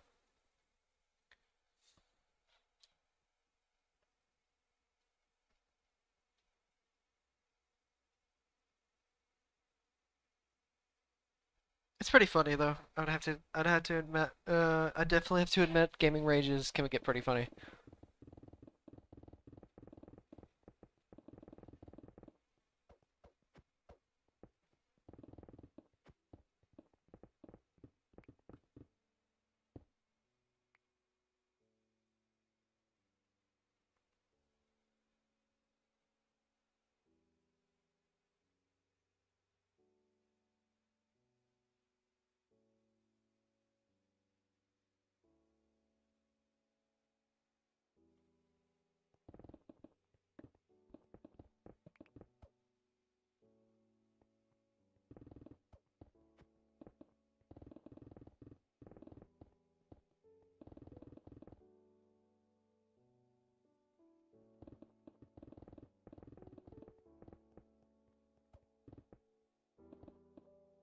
I'll make a full diamond beacon just for the lols. I can make 6 of them actually, if I wanted to. I could literally replace all my beacons with diamond. All these iron beacons, I could replace them all with diamond.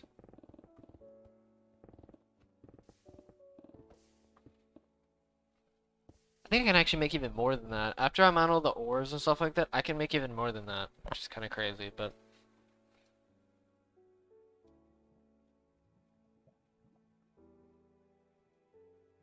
I'll make a full diamond beacon just for the lols. I mean, why would I not? I'm gonna at least count all my ores up first, or count all my resources, and then I'll.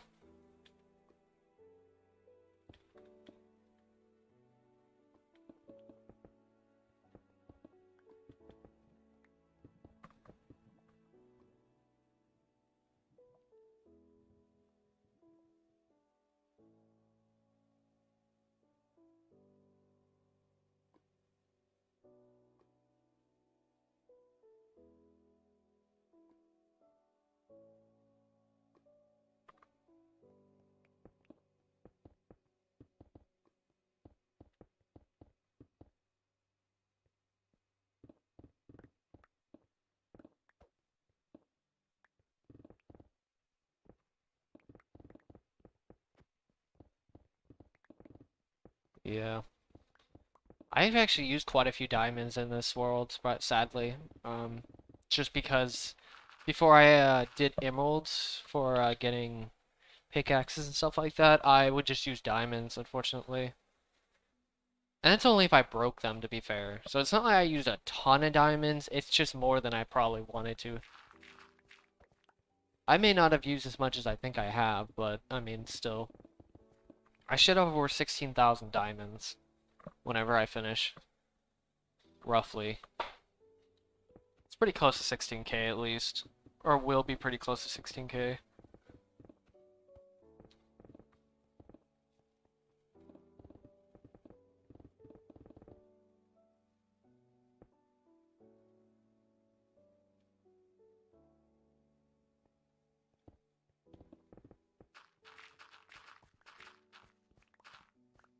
I'm pretty sure at least 150,000 iron. Several 100,000 coal. Not that much gold, actually, to be honest with you. I probably am the richest legacy player on this game.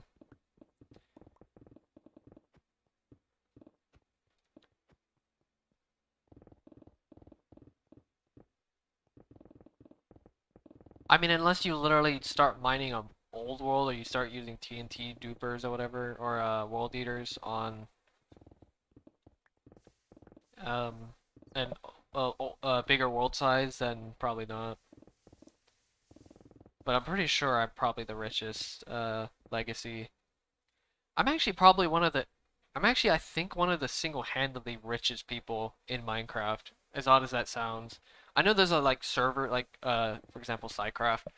Obviously, I mean they're a giant server though, so I mean it's a little different. What's up Tastera for subscribing. It's much appreciated. But yeah, it's I'm still one of the richest people in this game. Like, for example, the highest diamond count in Minecraft right now is 17,000. I have 16,000 by hand. These people use TNT dupers and world eaters. I did it by hand. So yeah, wrap your head around that for a second. Literally, the richest people are only 1,000 diamonds more than I have, or I will have.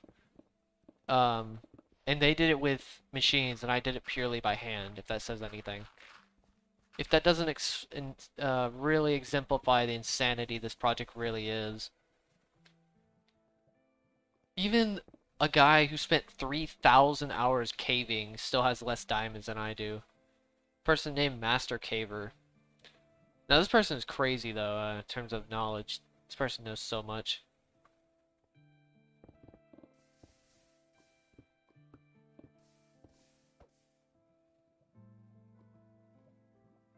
So by hand, I think I'm the richest, I'm pretty sure. Besides Master Caver, I think they might be the most. I guess it depends on what you consider rich. If you count diamond count, then I would probably be the richest. But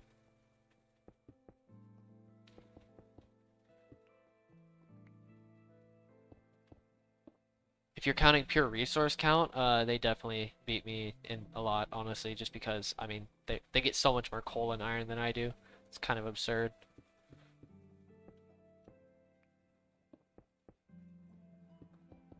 I mean it makes sense though, because they go caving. Caving, you get a ton of iron and coal, so makes sense to be honest.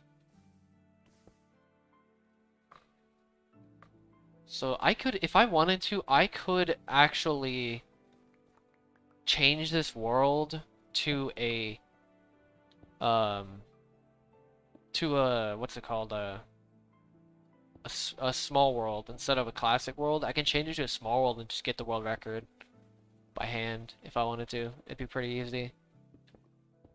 I could just straight up do that. How many diamonds would I have to get? Like 300, 400 diamonds, basically.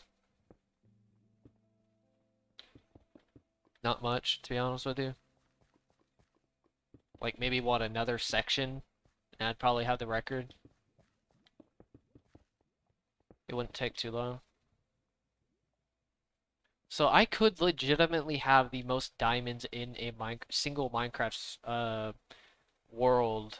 Obviously, if you're counting like, I mean, it's kind of subjective because it's like in a single player world, this tech world is technically not single player, but I still have most of the diamonds solo. So, and most people are gonna not really credit my friend. So, I mean, I don't really blame them too much because I am still the main person who's doing this project. So, single-handedly, I would still probably have the most diamonds, even if he mined a few of them. Even though there's no way to verify how many he mined, so I'd pretty much take all the credit regardless. So, but single-handedly in a single-player server, like single-player world, because this is technically a single-player world, it's not accessible multiplayer. I can make it accessible, but it's a single-player server. This is single player, so it's not like it's on a server or anything like that. So, from a single player perspective, single player server perspective, I would have the most diamonds. I especially have the most diamonds by hand, to be honest.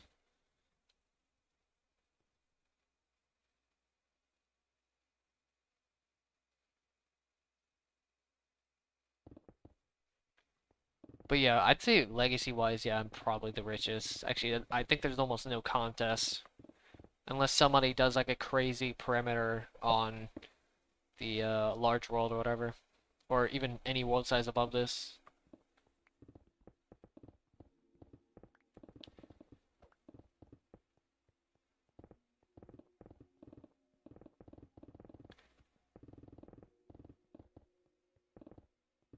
Now the thing is, this might seem like a really weird record, but I think I actually have the most dirt in any world ever. Any world, multiplayer server or not, I'm pretty sure I have the most. Unless you count like servers that use like modifications. In terms of vanilla, I think I have the most out of every server. As strange as that sounds. I think I have the most. I don't think anybody else has a million blocks of dirt. I'm gonna be genuinely shocked if somebody has over 1 million blocks of dirt mined in their world that they have, to be honest. But that's just something random to think about.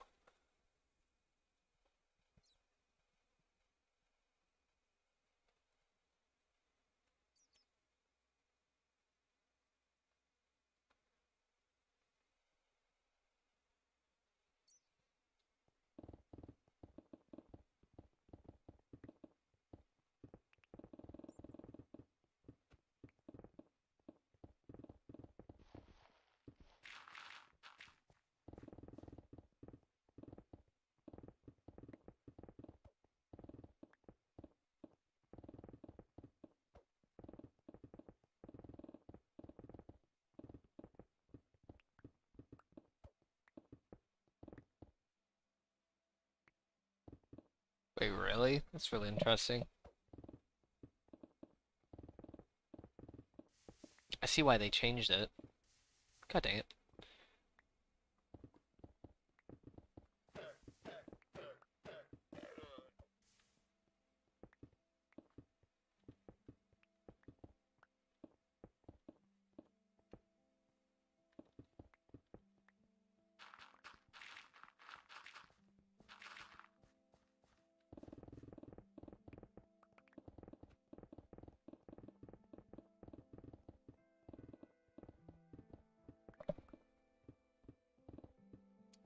Now, I think I've actually probably drained the most water out of everybody as well, single-handedly.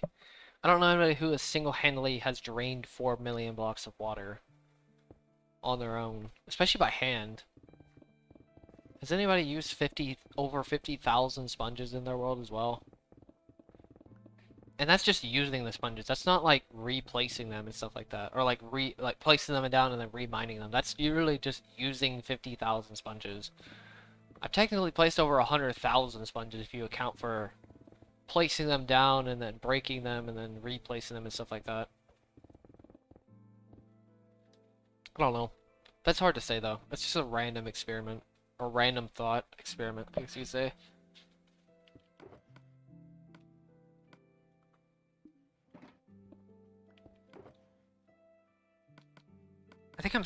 I think people simultaneously overestimate and underestimate this project at the same time. Because it's like, I mean, yes, I've done a lot, but like, honestly, it's not like, from a pure, like, perspective of like how much I've actually done, it's still not that insane if you're going purely based off like the perspective of doing work. But if you're going off the perspective of like putting all that work into one thing, then yeah, this is pretty insane. I think it's the only reason why people though even consider this so insane. If I put all this time into say like a hardcore world or something like that, I don't think people would consider it that insane. Because, you know, other people have done that, or just played 3,000 hours of Minecraft, because I'm pretty sure many people have. Probably a lot of people, more than they probably would admit. But people playing 3,000 hours versus doing this, versus putting in all the 3,000 hours into one goal or like perspective. I mean, let's be honest here. This channel wouldn't be as big as it is if I did it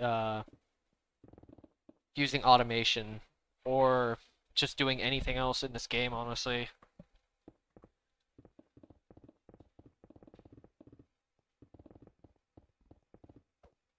It really wouldn't be though. It wouldn't be the same project.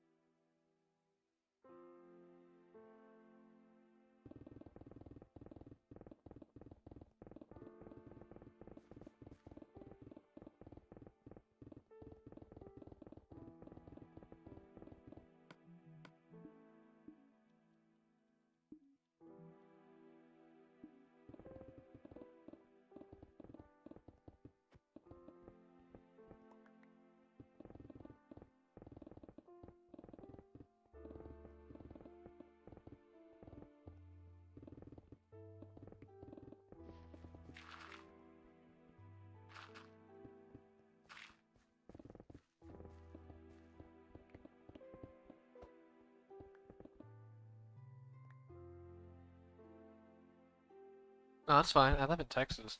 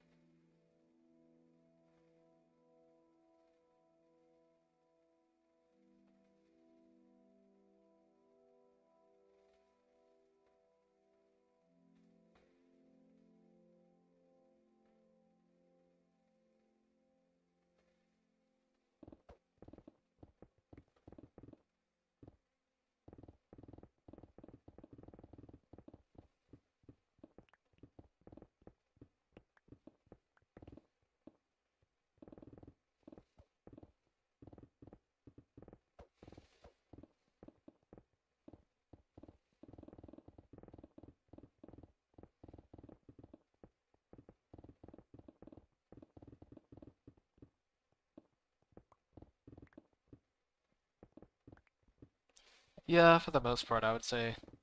It's gotten up to 109 degrees at one point. It's pretty crazy.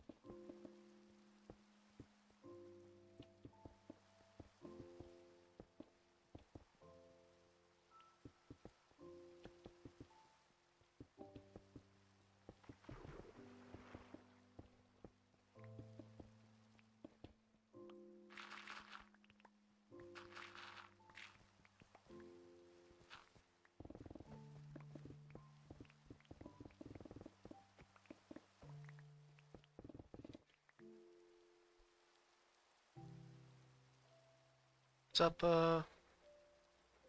Lee?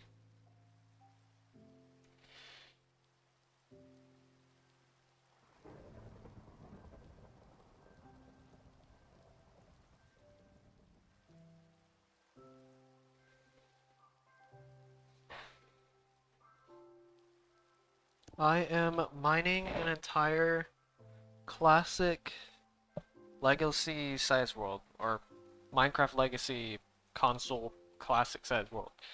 As many adjectives as possible.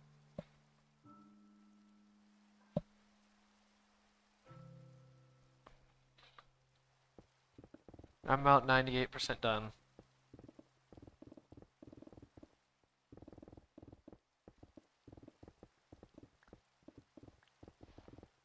Yes.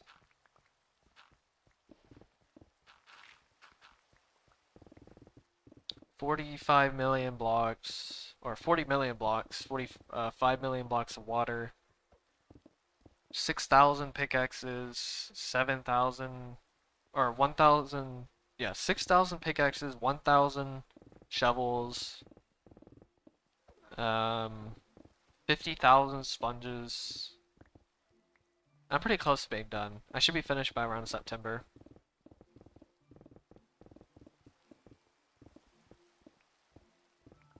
I'm finishing a project by Sword King 090, his Operation Bedrock series he made a long time ago.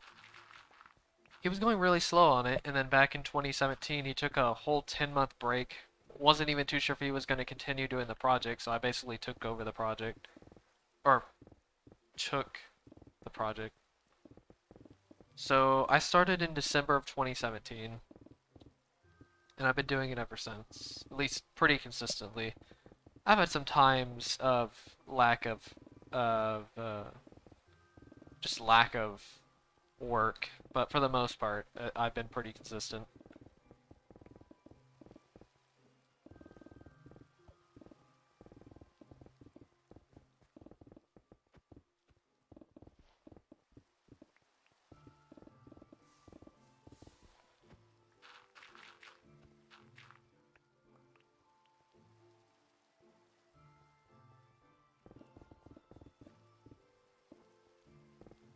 I'm not gonna lie, I kind of didn't think I'd ever do this either, or actually go out of my way to finish this. I really didn't think I would. But yeah, it's an 862 by 862 area, all mined by hand because I tried to keep this project as original as possible, or try to keep it to the original project as possible, like the integrity of the project. So there's a reason why I'm not using any TNT dupers or world eaters or whatever. No automation really. Because, I mean, most of the automation isn't really that necessary, to be honest, outside of the mining. So, it's kind of crazy, but yeah, I'm 98% done.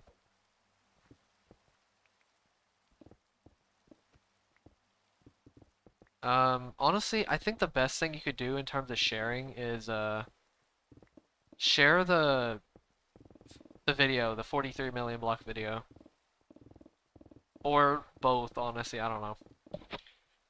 I think the video is more enticing, though. You can share the stream, though. I would just suggest sharing the project, like the video, the last update video. It should be on the home page. Or you can just wait until I get to the final part of this project, because that's that right there. That's the final bit. That's that little bit you see right there. Okay, so this is a world that I had like a whole year before this project even started. So it was like November 2016. And then I turned it into this project a whole year later. So you could do whatever you want, honestly. You can share it if you want to. It's just I mean, you can still share it. It's more of a suggestion because I've seen many people share this project, and the people who have gotten the most results usually share the update video. Like seriously. It's people who share the update video get way better results sharing it than the my streams. It's happened many times.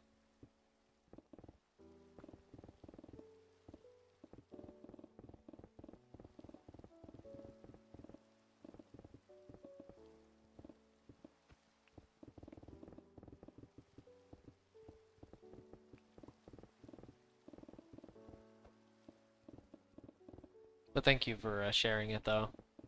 It's definitely much appreciated. I definitely appreciate when people actually go through the effort to actually share these streams and the channel in general, I guess you could say, or the project, which the entire channel kind of just revolves around the project anyway. So yeah, this is all survival. The only thing I did that was technically illegitimate was 30. I duped 30 sponges, but I got rid of them shortly after, so it really didn't matter. That's the only thing I think I've actually done illegitimate, but even then, um, it didn't really matter that much in the long run. So yeah, everything is in survival. Everything has still been in survival. I've never changed it out of survival. Because, I mean, the duping glitch technically is only in survival anyway, so... Yeah, it's in survival. Pure survival.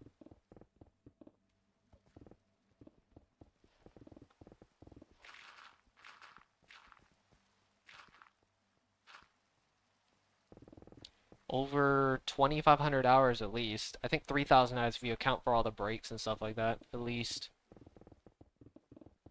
I think if you account for literally everything, it's like 3,500 hours for everything. The project, the breaks, anything, all the streams, total stream time, which, well, I mean, theoretical stream time, I technically didn't even stream the first half of the world, or at least, I didn't really stream that much of the first half of the world, unfortunately. I wish I was more dedicated to streaming this project back then. I just literally wasn't. I don't know why.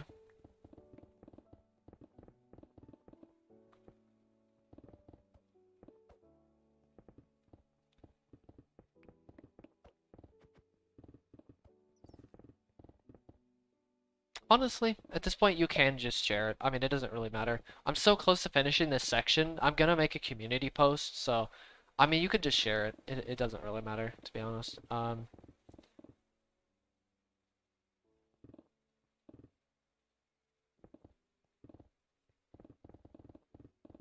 Because I'm so close to finishing this section, I'm gonna make a community post for everybody anyway, so it's like, I don't think it'll matter when you actually share it at this point. I don't think it'll matter. So, you can go and just share it. But if you haven't already, that is. I don't think it'll actually matter. Because, it's the, final layers anyway, so it's not that big of a deal.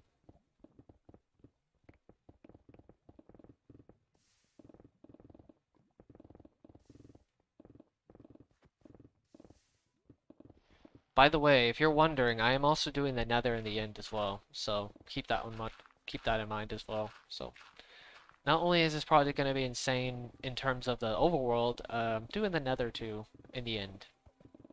That's going to be fun. Especially the nether. Can't even imagine what that's going to be like.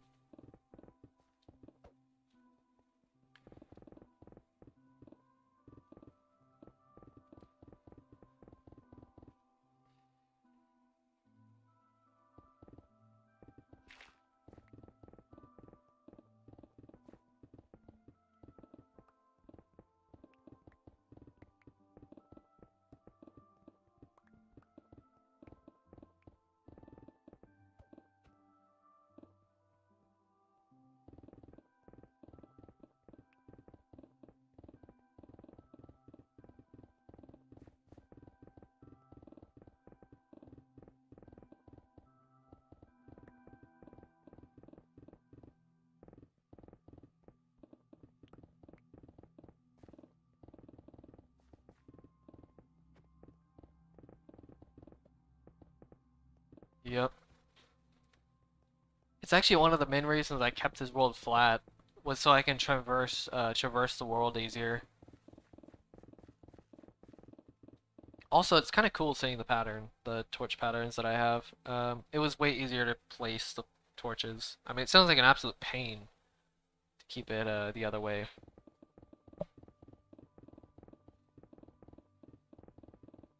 Makes the world a bit more unique. You know, I'm surprised at how many subscribers I have right now, to be honest. What's up, Green Pixel? It's been a while. I mean, if people can target some influencers when I finish, either when I finish or when I'm going to finish, then they honestly almost anything is really possible. People can target influencers whenever I finish and see how interested they are.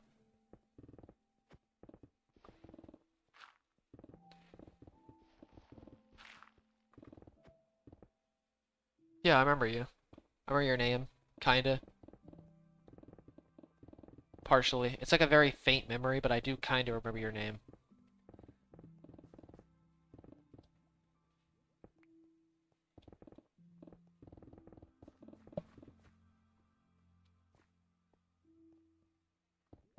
I'm just gonna fill this up. God dang it.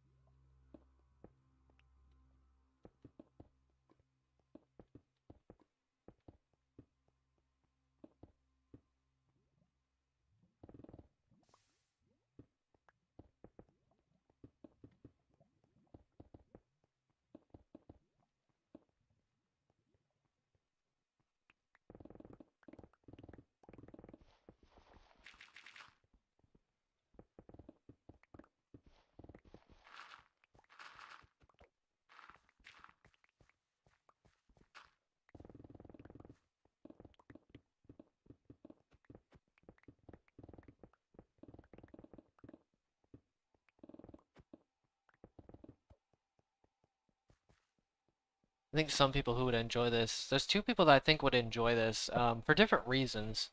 I think, at least. I've died quite a few times doing this. Mainly to lava. But sometimes I jump off the edge without my armor. I've done that before as well. But, a few people would probably enjoy this is Ant Venom and IBX Toy Cat. Those are the two main people I think would actually enjoy this project. Ant Venom for the insanity of the project itself, and IBX Toy Cat for the, I guess the history of the project and the fact that, you know, he literally made a video on the old project of this. Like, he literally made a video on this project specifically, or this, like, how long it would take to mine a classic size world. Like, he literally made a video on that, and he showcased, Sword King's World, Old World is not Old World, but his project, his Operation Bedrock project. He showcased it a long time ago, so I think it's a pretty obvious candidate. There's probably a few other people. Those are the two main people I think would enjoy this, to be honest with you. Other than that, I have no clue who else would realistically enjoy this. I know there's other people that probably would enjoy this. Enjoy making a video or like seeing this project at all, honestly.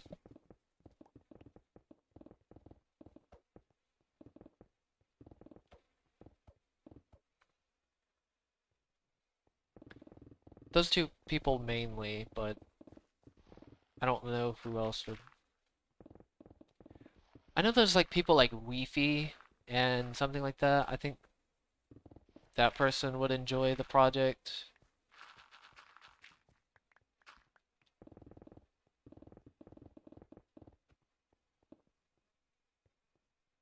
Let's see what else there is.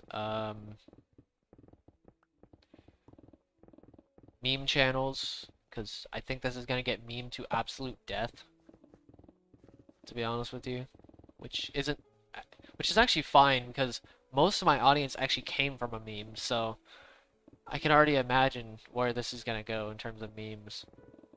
I know a channel called McInnes that had like 1.7 million subscribers or whatever.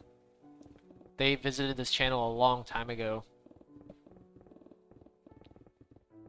They visited the stream like randomly. I only had like 2 or 3 viewers,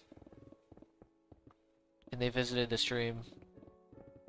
They were verified too, so it was like, so what the heck? So random. It's like, how did a 1 million subscriber channel just randomly find this channel? Or, I won't say randomly find it, but randomly join. They actually took the time to join this channel and make a comment. That's kind of crazy. Or the stream, I guess you could say. That's insane. I think that honestly really shows where this thing could go.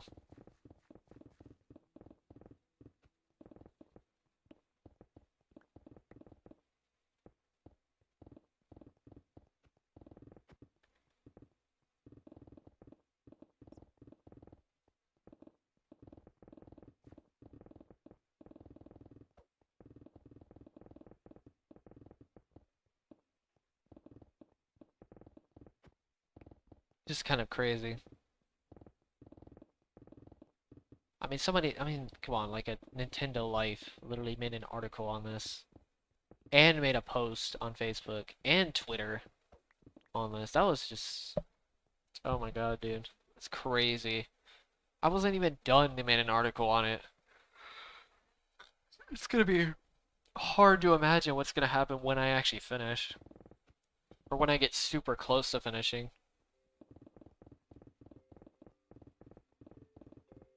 And the fact that this thing literally got featured on a social media platform. Just kind of absurd. One of the most popular social media platforms on the planet, and it got featured. 70,000 upvotes.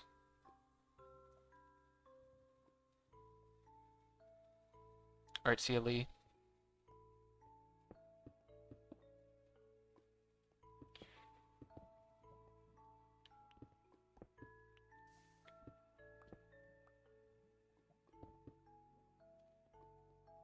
Now, the negativity on those comments were pretty brutal, but I think the positivity on the comments were really made up for it, honestly.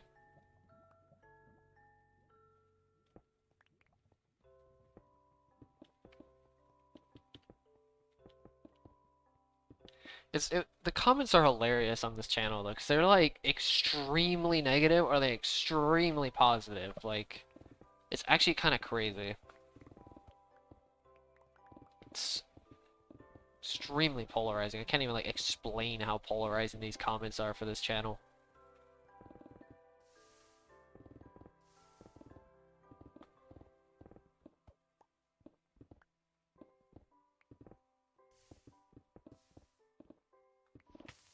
Wow, alright.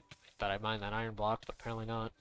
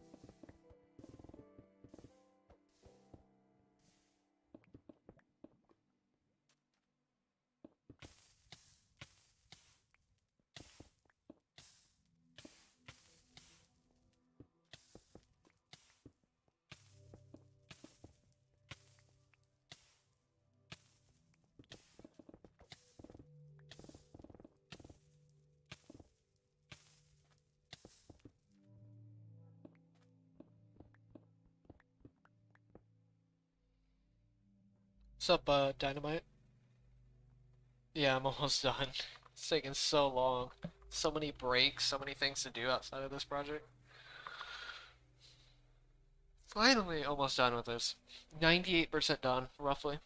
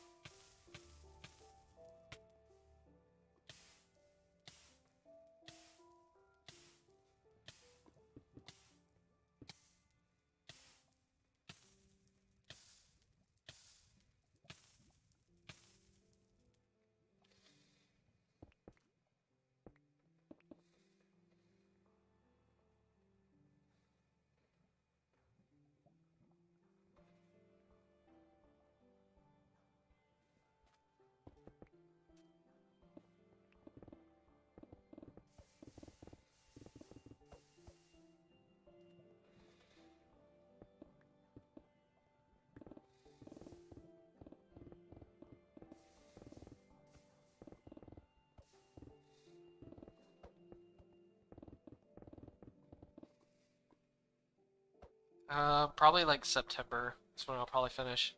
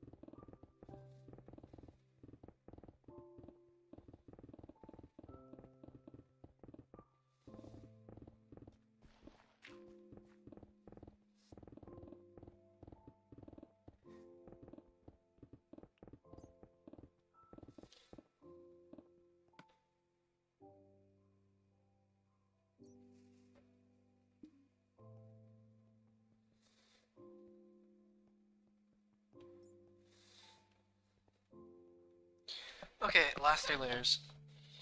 At least for this section.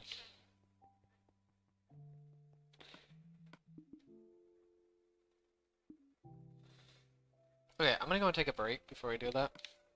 And then I'll come back in a minute.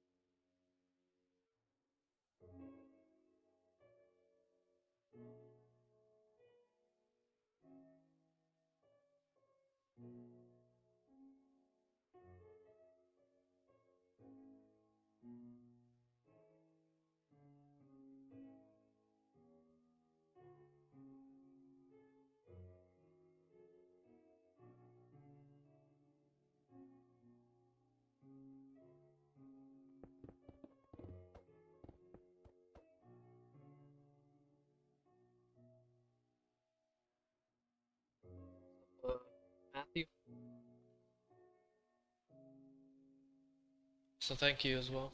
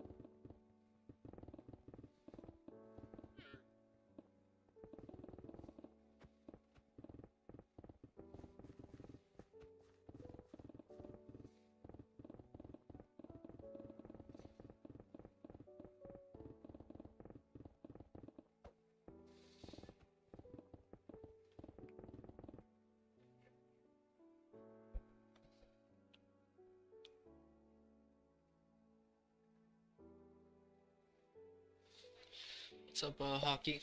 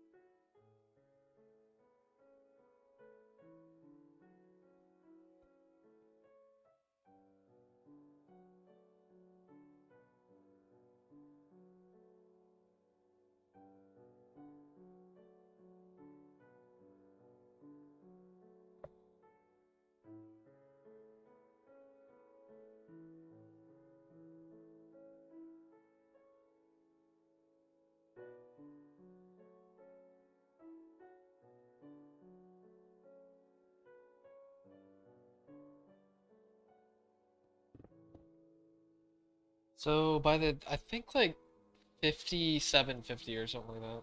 It's almost 6,000 pickaxes. Almost 6,000 pickaxes used.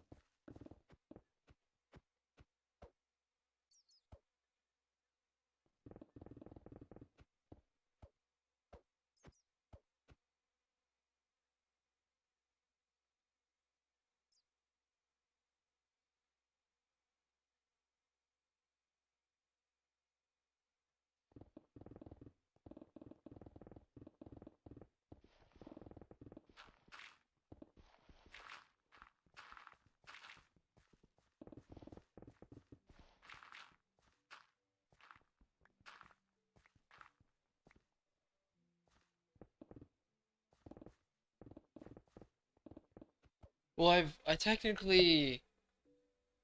I've used 6,000 pickaxes worth of durability. I mean, yes, I technically haven't used like I haven't made 6,000 pickaxes. It's more like I just used 6,000 pickaxes worth of durability.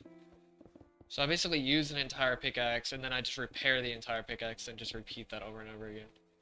So it's pretty close to 6k. It might be slightly more actually, but and 1,000 shovels by the way.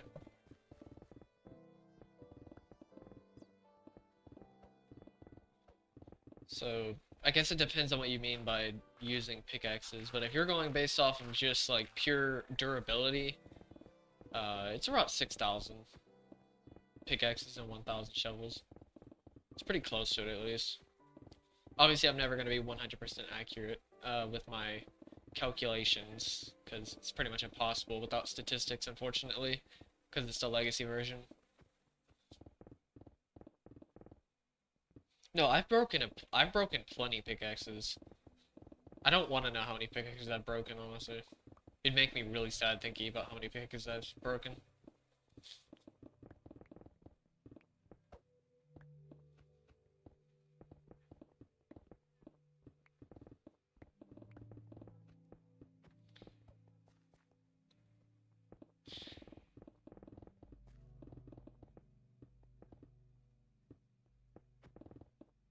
Yeah, a few diamonds to spare. Actually, I don't even really use diamonds. I use emeralds to make for like emeralds for with the toolsmith, and I get pickaxes like that. So I usually actually don't really use many diamonds. It's pretty rare I actually have to resort to using diamonds. So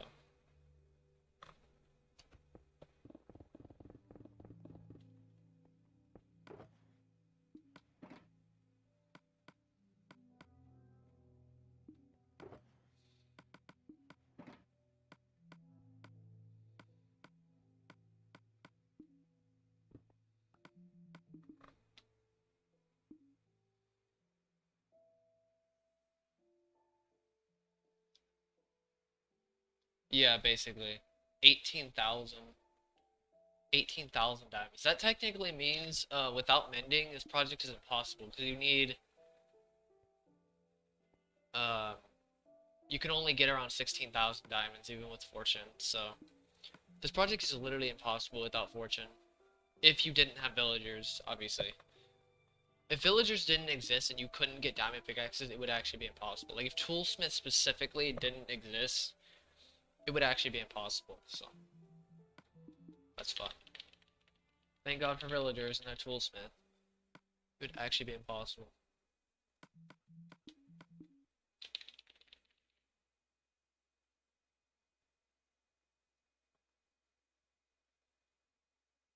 Oh yeah, no, I mean I'm talking like being reasonable.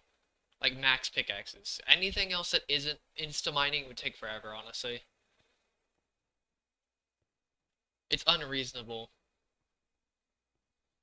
to even think about doing this project without insta mining. I mean, you can do it. It's just you you're probably going to be spending a good decade or two doing this without, even with insta mining. Honestly, depending on how much time you put into it, might still take a decade to do. I mean, look at Sword King with his Operation Bedrock. I mean, even my project, I've been pretty deliberate with this and pretty diligent with this project. It's still taking half a decade almost. Well, I mean, some of it's breaks, to be honest with you, but I mean, in terms of pure work, it's like 4 years of almost pure work, to be honest with you. Of pure mining, almost 4 years, I would say, of diligent mining. 5 years of like a whole year worth of breaks, but like 4 years worth of actual mining. So yeah, it still takes years to do this project unless you like really dig deep and have actually nothing else to do. Like if you have all the free time in the world, you could do this project in like a little over a year, but that's like at best. At best, this project should take a year, like a whole year. I mean, that's like literally no lifing it is a whole year. 2 years is extreme diligence with a lot of free time. 4 years is like, yeah, you're probably doing other things while doing this project. Most likely. Like, I've done quite a few things actually doing this project.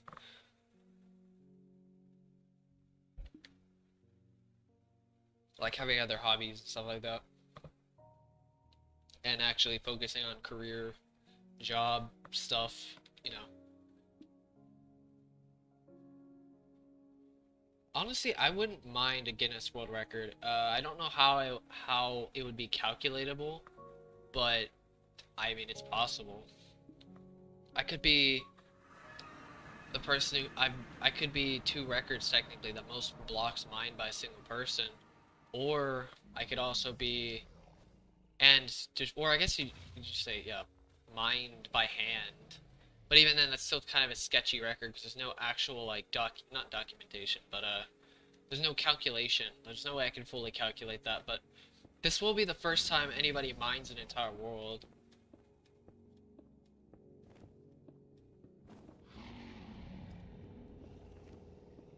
So that's the best record I could have, is first person to mine an entire Minecraft world or whatever.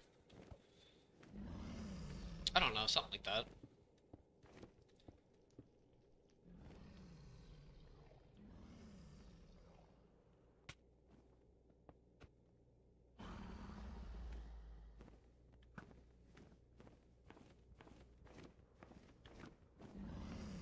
I mean, don't get me wrong, I'd probably enjoy this project. Guinness would actually probably thoroughly enjoy this project. Shoot them a message, see what they say.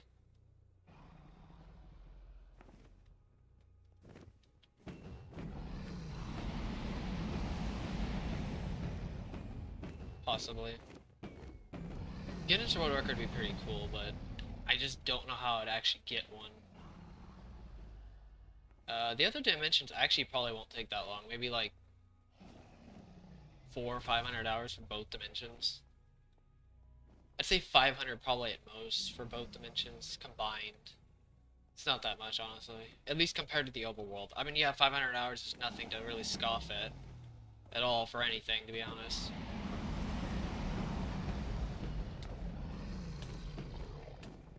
Except for work. You know, work in itself is 2,000 per year, so it's like 500 hours for a full-time job is nothing, but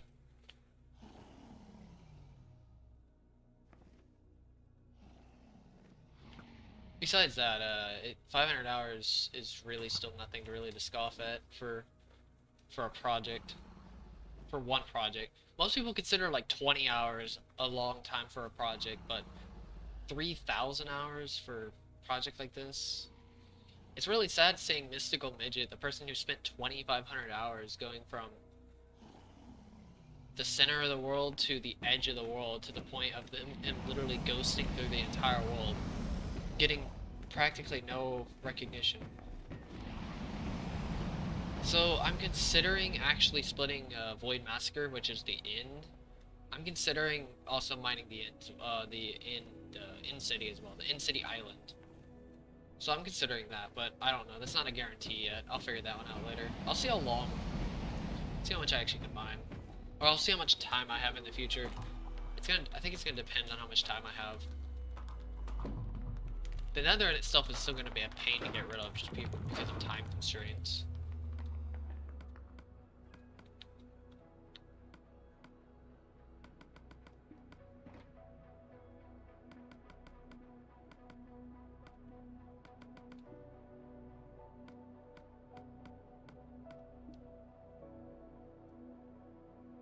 'Obsidian, surprisingly, actually won't take that long compared to everything else.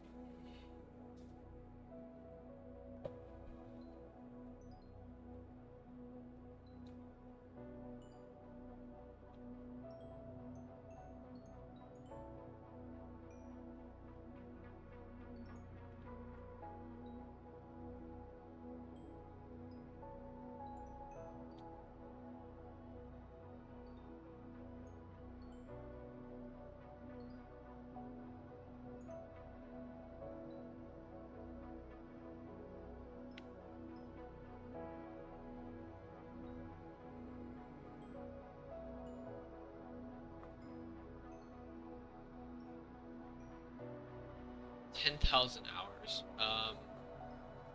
Honestly, I think 10,000 hours is really high for, what's it called, skill mastery. I actually honestly would vehemently, can't say that vehemently. I would just say that, I kind of just disagree. Let me just go with that. Be as layman's terms as possible and say just that I would honestly just disagree with the fact that it takes 10,000 hours to completely master a skill. Even mastery in itself is kind of a subjective term, to be honest. I mean, what really defines somebody being really good versus being a master? Like, actually, is 10,000 hours just? I feel like 10,000 hours is just too much time. You gotta remember, this is 40 hours a week. This is 8 hours on average every single, well, not every single day. It's like 6 hours. It's close to 6 hours on average every single day for 5 years straight. I don't believe. I think you could do that in like half.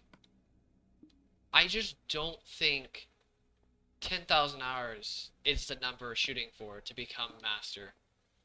10,000 hours, I don't think. I think people heavily. Oh, what? This is where. Oh, this is where spawn is. What the heck? Oh, it's because I removed my bed. Anyways, curious where spawn is? This is where spawn is. Or this is where the spawn point is of the world. But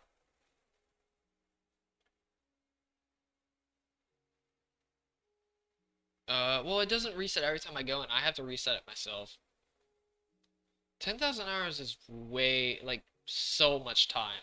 I think people underestimate how much 10,000 hours actually is for mastery. Um, Especially when you come to deliberateness, really.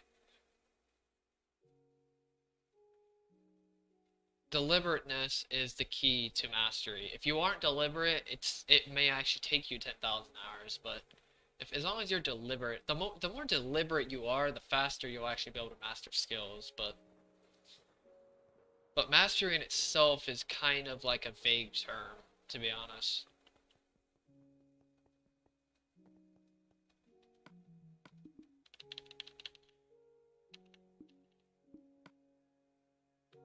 If you're going purely based on like what people think of mastery is,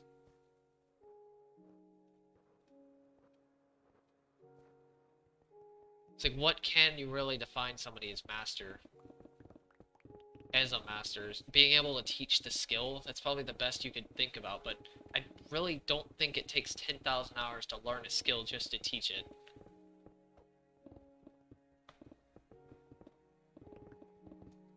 Okay, wait. I'll look at that video real fast. I'll listen to it.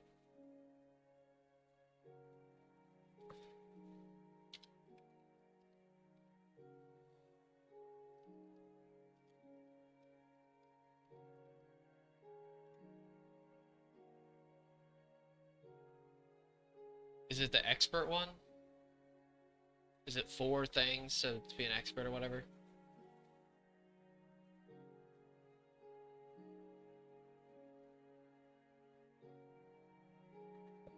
Oh yeah. It just came out too, that's kind of interesting.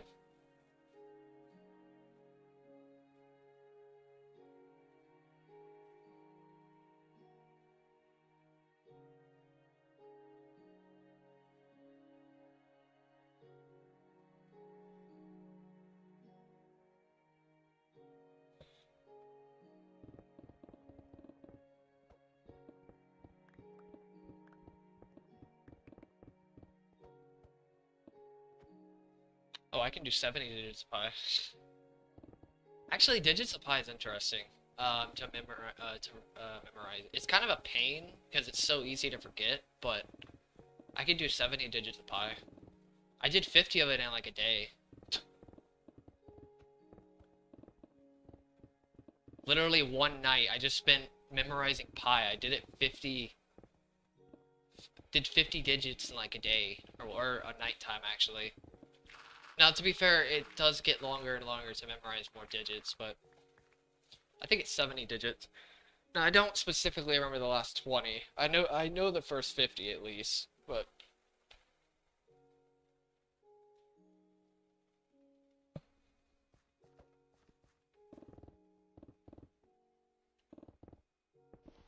it's not too bad. And to be honest with you, I'm not saying everybody can do it because not everybody has their own thoughts in their head. Usually, sometimes sometimes their own thoughts could be outside of themselves. It's hard to explain it, but psychology, because, you know, we have our own psychological preferences that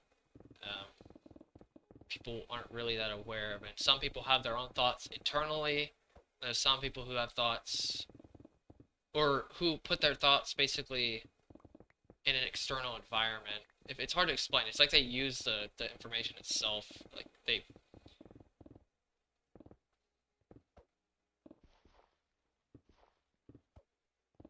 So I remember that's 314159265358979 32384 95028 84197 16939937510. That's first 50. Pretty sure.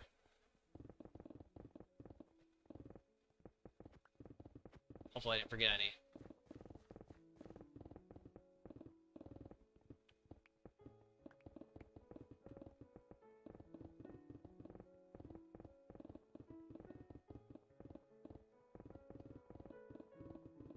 And then it's 59208 74944 58230 or something like that. I need to look at it again, but I'm trying to remember the if it's 59230 or 58230.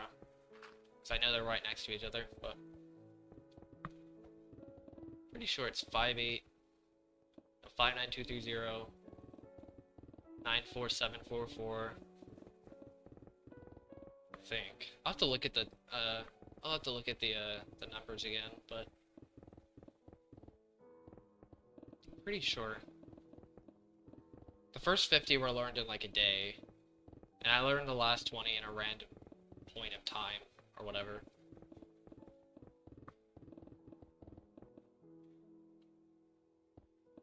Also, the System 1 and System 2 is kind of what I was mentioning, the deliberateness versus... It's like System 2 is like deliberateness, and System 1 is what you already know. It's like System 2 is the process of learning something, and System 1 is like the process of using what you learned. First one, yeah, System 1 is just what you learn, like using what you learned, and System 2 is like learning new things. It's a deliberacy versus what you already have, I guess. Something like that. That I know of, that's how the systems work. Even though I still think that's kind of vague, to be honest with you. I'm gonna look into that a little bit more. I'm not saying I don't believe it exists or anything like that, but saying somebody just has a System 1 or System 2, I think there might be a little bit more into that, honestly. I'll look into that a bit more. But I would have to say that the learning styles do not exist. to be honest with you. They really just don't exist. Or at least are very flawed in the fact that they're very general, that they don't really specify well enough for learning styles. I don't use mnemonics, I literally just brute force it. I straight up brute force it. I do it in a 5-digit sequence, so like 31415, and then I go to the next digits, which is 92653, stuff like that. I just say it in like one go, you know what I mean? So basically it's like 31415, and I'd be like, okay, the next digits are insert 5 digits, and then I do the next digits, and I just keep doing that over and over again. So I do like chunks of 5. I chunk the digits up, which is probably why I was able to learn 50 in like a day or whatever. I could probably go up to 100 pretty easily, if I actually try, to be honest. It wouldn't take too long. It's kind of annoying though when you get to that high, because it takes forever to actually get to that point. I just like doing the first 50. First 50 gets the point across, honestly. Going past that is kind of, I don't know. It gets kind of just repetitive after that. I don't really see any reason to go past that unless you're like going from some insane number. Like 1,000 digits or whatever. I think the record on that is 70k. I think. 70k. Okay, I'm gonna keep watching the video.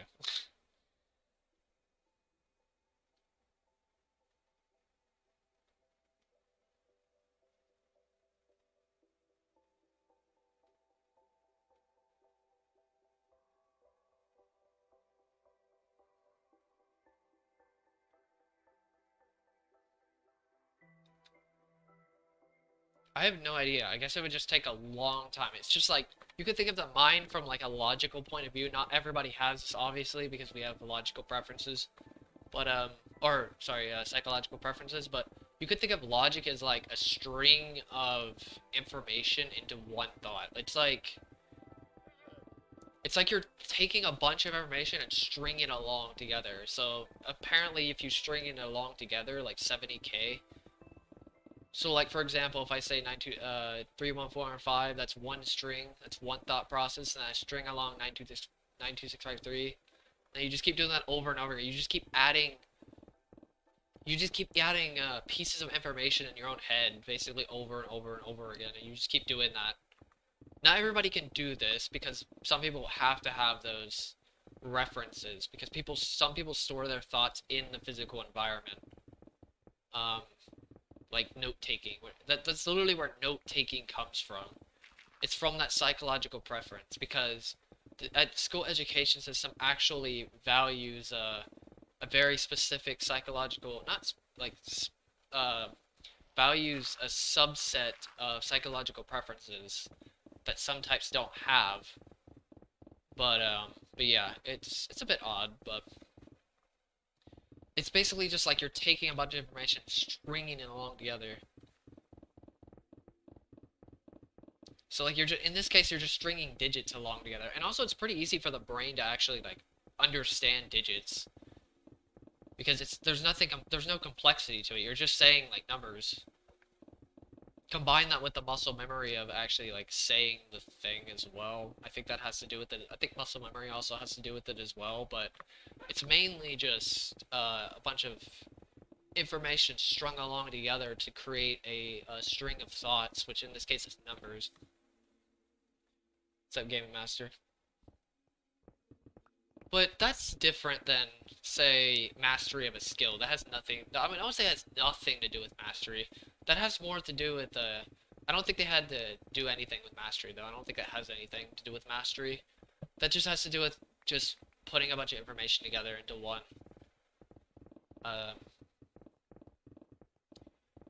In one string of thought, I guess you could say. That's not really, like, a skill. It's just a psychological preference that people have. I mean, people need to not compare themselves to people who can memorize digits of pi. That's kind of ridiculous, honestly, if somebody does that. Because not everybody can do that. But, if you don't account for that, mastery of skill is. Yeah, actually, I'm gonna keep watching the video and see what other perspectives they have on this.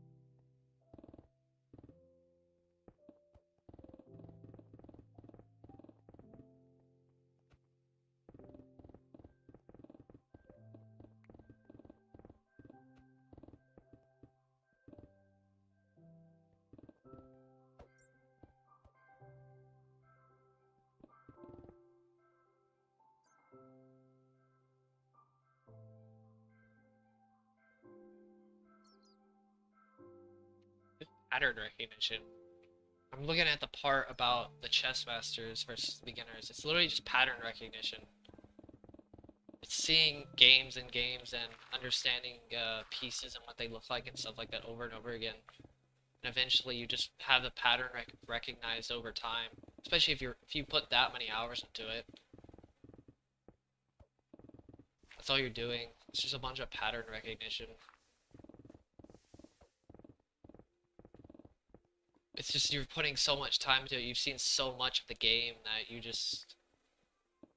you could see a pattern immediately as soon as you even look at the board for like 5 seconds or whatever. Which makes sense why they could understand what something looks like when it has happened or could happen versus what couldn't happen. So like if something that couldn't happen, it'd be harder for them to memorize because it's something that couldn't happen. So it's harder for them to actually understand what's actually happening or what has happened just purely because it can't happen. So that pattern recognition would be lost because it's something that's like, oh yeah, that's not possible in a way.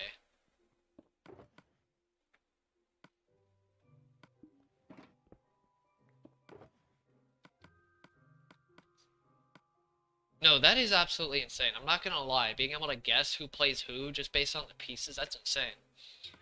That really does show mastery, but like I just people need to understand like the fact that that's just the mechanics behind that, how that works. It's just being able to see so many situations to the point where you can actually even just understand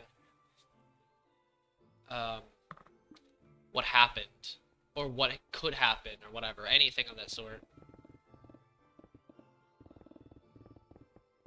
Having that deep understanding, really. It's like that's the mechanics of it. It's just pattern. It's extremely high pattern recognition. Like absolutely absurd, godlike pattern recognition.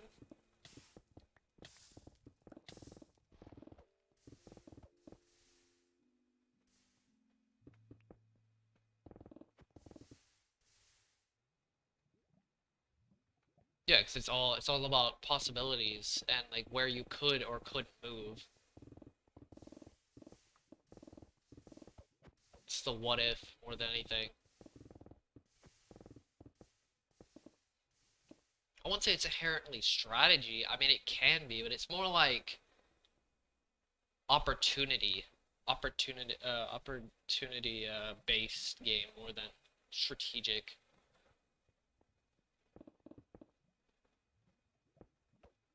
It's like what opportunities do they have versus what opportunities will you have, and like what about future, specifically future events that could happen that could open more opportunities for you or other people.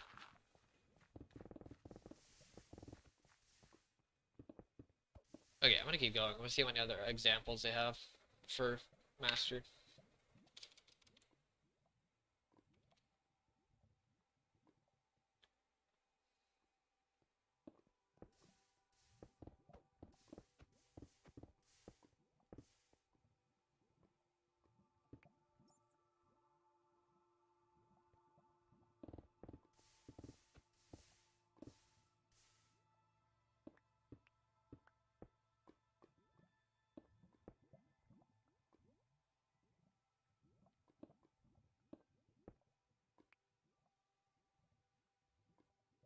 Yeah, exactly. Literally what I just described. It's literally what I just described. The recognition, pattern recognition. Being able to see something and immediately understand what it is or what it could be.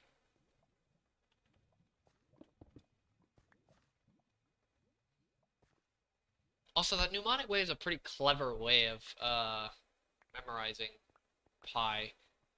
I guess it's a very rational, or maybe not rational, maybe a rational way of understanding pi or numbers of pi.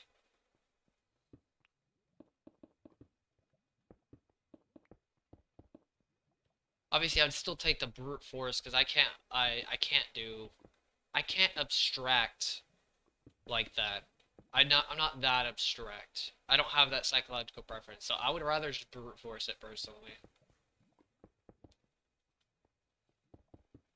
I mean, I've seen many people abstract, like my family. A lot of them have mnemonics and abstract ways of understanding information, which is like I'm not saying I can't do it, but it's not the way I just pick up information.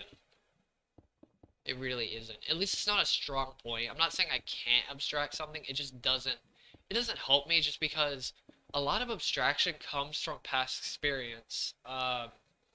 And when you're not really that aware of your past experience, because I put my memories inside of the physical environment because of psychological preferences. Um, like for example, here's a perfect example. People's names. I can remember people's names when they're here, but when they leave, I completely forget about them. So there's some people I haven't seen in years on this channel, or maybe like at least months. As long as I like see them and see their name and maybe their profile picture. Um, oh God, I wonder what kind of techniques he did for that. Um,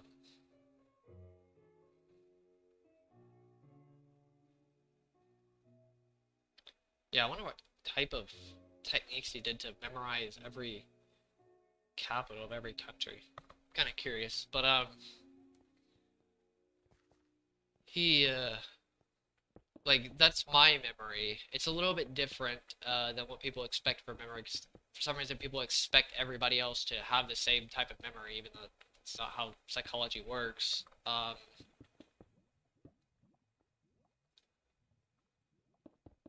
I do wish I had that form of abstraction. It would make stuff like state capitals, for example, easier to remember. But at the same time, there's probably something I could do to help with that, the memorization.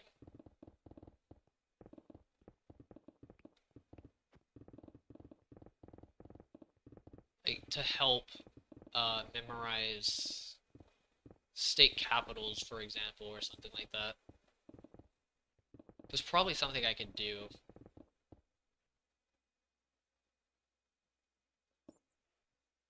but I'm not too sure yet.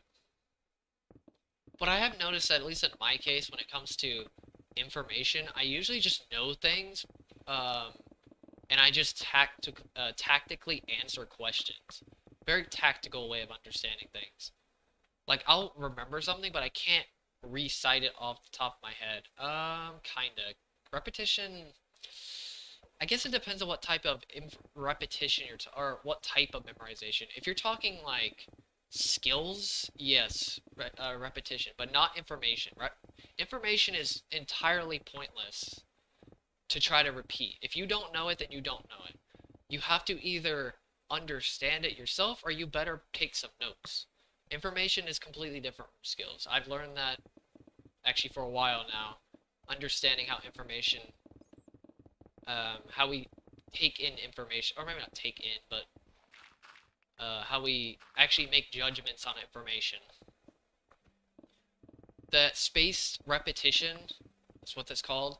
That, that's also a psychological preference. That isn't for everybody. That's also the same people. By the way, those people who tell you about spaced repetition, those are the same people who talk about, these are the same people who have a psychological preference for the school education system, by the way. So keep that with a grain of salt. Any form of memorization, keep that with a huge grain of salt when it comes to understanding information and stuff like that. Just be very careful with the advice you get when it comes to memory, because there's a huge bias in that area. Because the school education system values repetition in memory, or just memory in general, having a high memory. What's up, Redstone Dust? Yeah, like, just keep in mind when it comes to memorization advice, I would recommend learning psychology so you can actually understand, like, actual good ways of remembering things and understanding things, instead of looking at just methods without actually understanding why those methods even work in the first place. Like, who benefits from mind mapping? Who benefits from note taking? Because not everybody benefits from both of them. Actually, most people benefit from one or the other.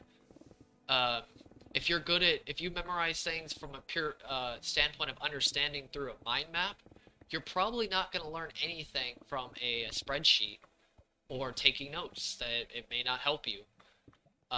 Or if you're good at taking notes and you learn from taking physical notes, or like actually having physical notes,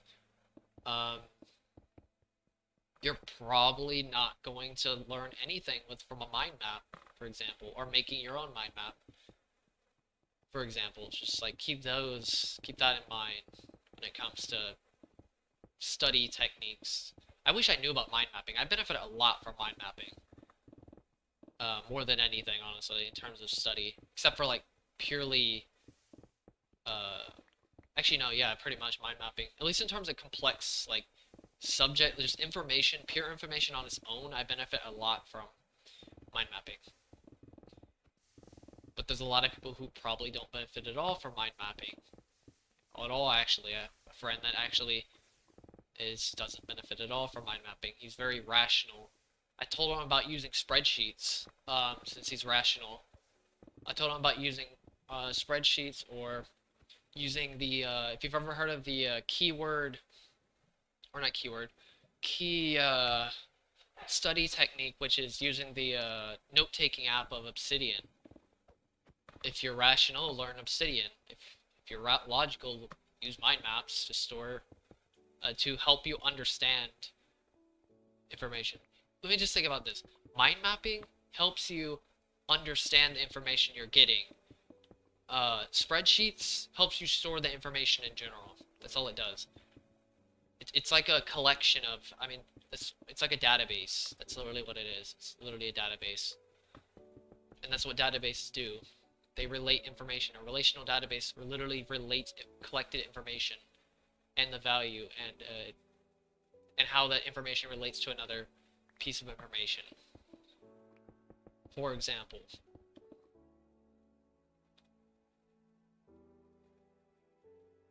I mean, I'm not saying like I'm talking about like actual subjects, and what I mean by that is like self-teaching mainly. Obviously, I'm not saying this. I mean, this will work amazingly at school, but I mean that doesn't matter. You can get away most of the time with almost any studies, actually with no studying, as long as you listen carefully. That doesn't always work though when you're actually learning on your own. Because you're not being tested, you actually have to understand it yourself, like if you're actually going to use the information or whatever, or actually understand it. I mean, this is why, uh,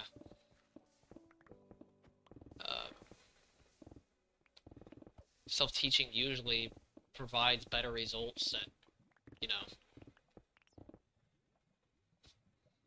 visualization.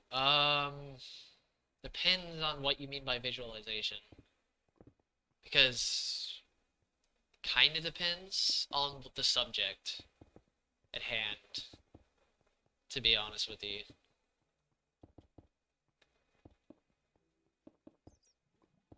Now, if you're talking about visualization in terms of a reference point to memorize things or like understand something, so like for example, somebody can tell me digits of pi, but I won't actually remember them unless I ask for it. But it'd be easier for me to look at my phone and look at the digits. If you mean like that, then yes, but that doesn't 100%. It kind of depends. Actually, that's partially what the mind mapping does. It helps you. It basically takes your thoughts and organizes them in a way to help you understand it yourself. You're like putting your. It's like you're putting information on paper and logicking and just logically processing each information and putting it how each information fits together in a way. That's what mind mapping does. It helps you like understand the material instead of having to go back and forth between different notes or whatever. Like for example, if I wanted to memorize, you know, if I wanted to memorize numbers of pi, I could make a mind map again. I can make another mind map. And I can make an insane mind map that literally has that chunks the digits. So like the 5 digits, instead of me having to chunk it myself, I can actually just chunk it with the mind map and help me keep track of what numbers I'm looking at. For example, it would be a good aid in memorization. It's not an absolute though. Visualization doesn't have to be an absolute. It just aids it, I guess you could say. But it also depends on your definition of visualization as well. So I would think it kind of depends on that aspect. Especially, I mean, if you're talking like a skill type of memorization, like a muscle memory, yeah, I would say visualization is pretty much necessary for muscle memory. But in terms of information, you technically don't need anything visual because it's information. I mean, it's literally just information. It doesn't matter that much. It's just it's more of a supplement, I guess you could say. Like how people have sleep aids. Like some people, like you don't technically need those sleep aids, but they just help you get back on track. For example, for sleeping or whatever, if you need to sleep. You don't technically need them, but they just help in that aspect.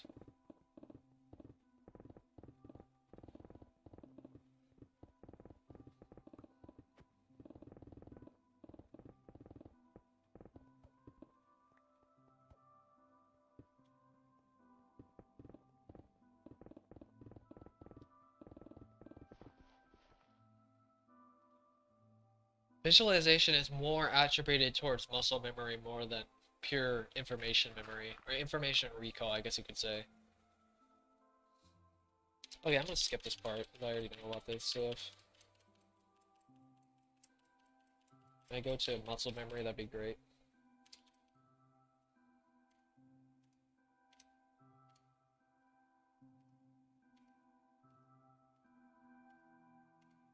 This is all just pattern recognition.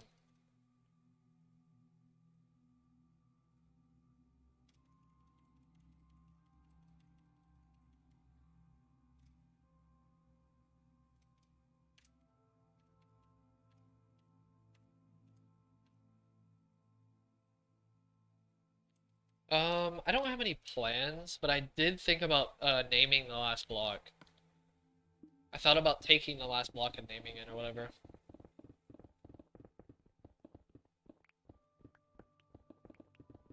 I don't know how I'm gonna do that though with my inventory like this, so that's gonna be kind of a pain.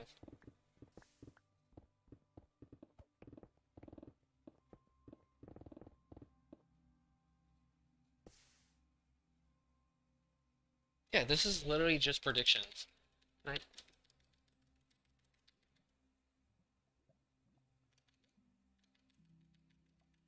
This is just predictions. That's all it is. It's literally just... There's nothing about... I mean, it's like muscle memory with the, like, combined with information recall. Actually, it has nothing to do with information on here. But I don't know.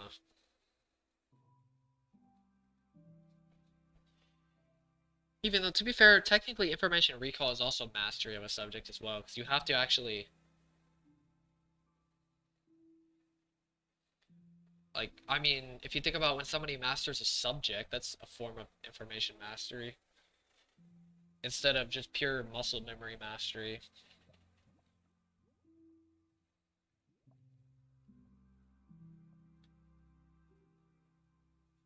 But I don't know, it's kind of hard to say.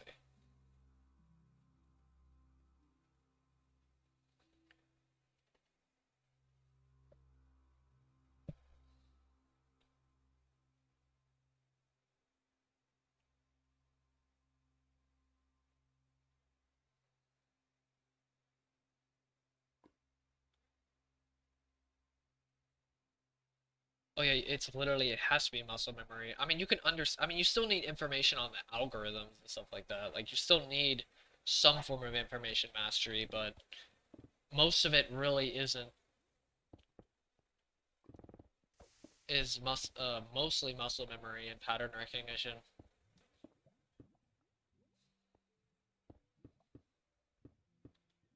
Primarily.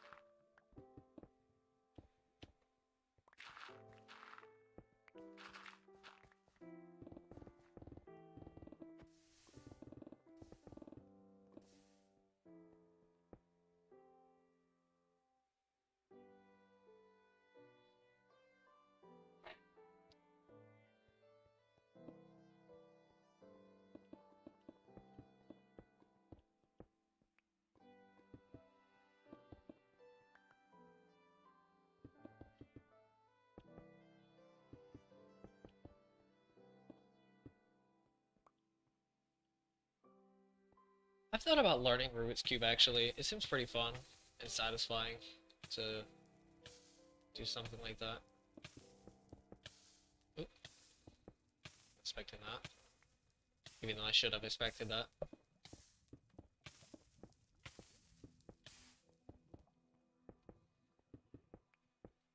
I don't know. It's a bit of a touchy subject, but I mean, that's what I mentioned earlier about like mastery technically still doesn't have much of a terminology. Like, it's still just a term that people throw around to say somebody's really good at something. There still really isn't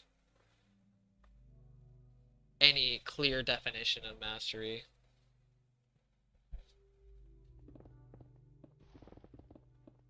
Mastery is a very perspective-based thing. Like, somebody could say they're masters at something, but some people who are better than them could say, nah.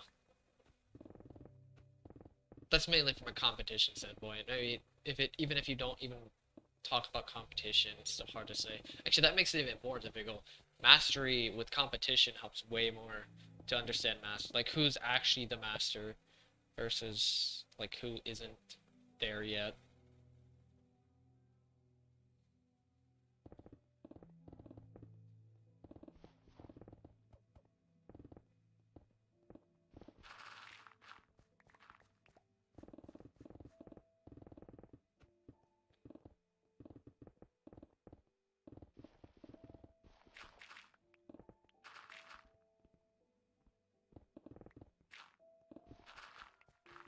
And the real question is, like, what actually technically counts as a skill? Because, like, you can almost say anything's a skill.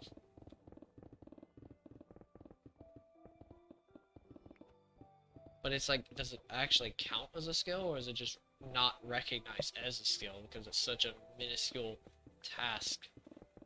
Like me literally going through the menus of the Minecraft menus, like resetting the end, that's a task.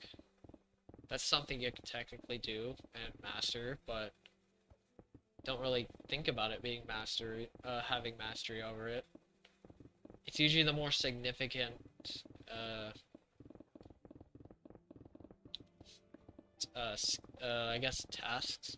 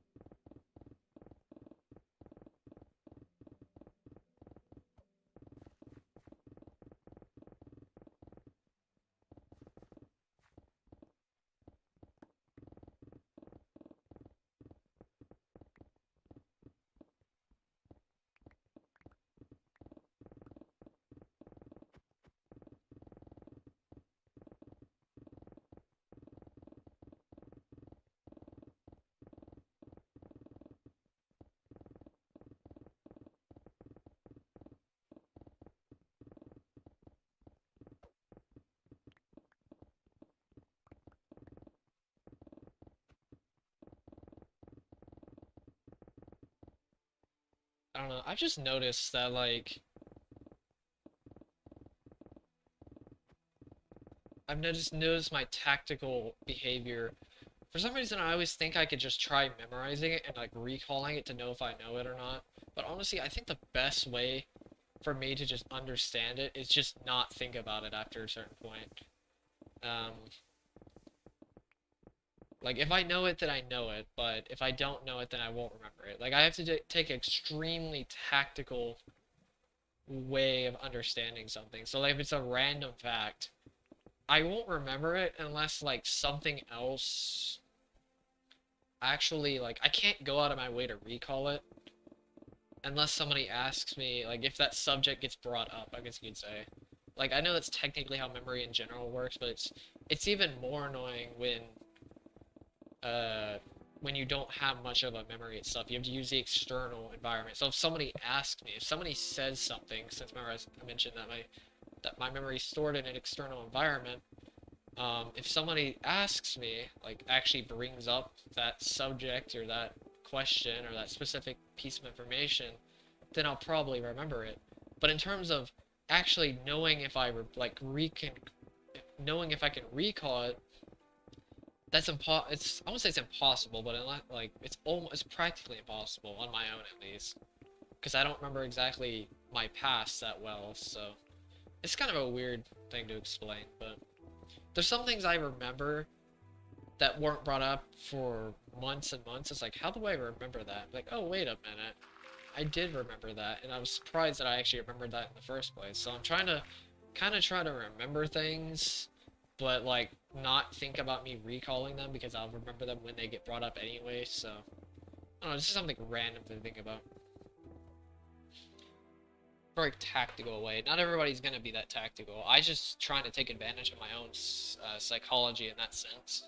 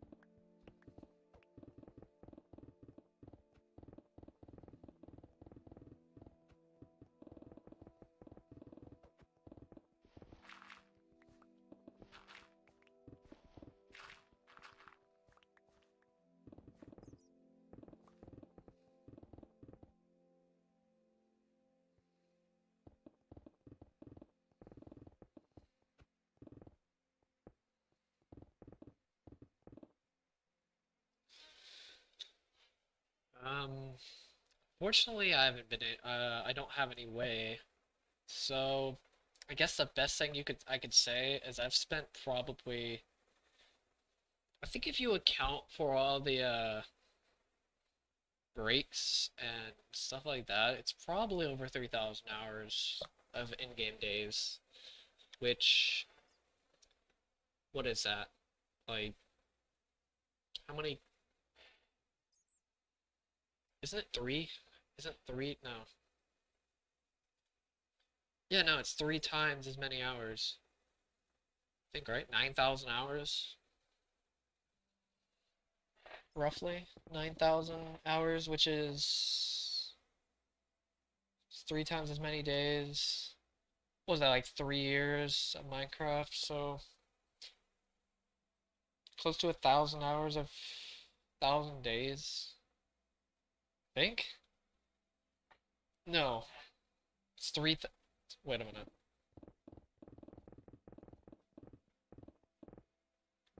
I think it's over 1,000 days of Minecraft days.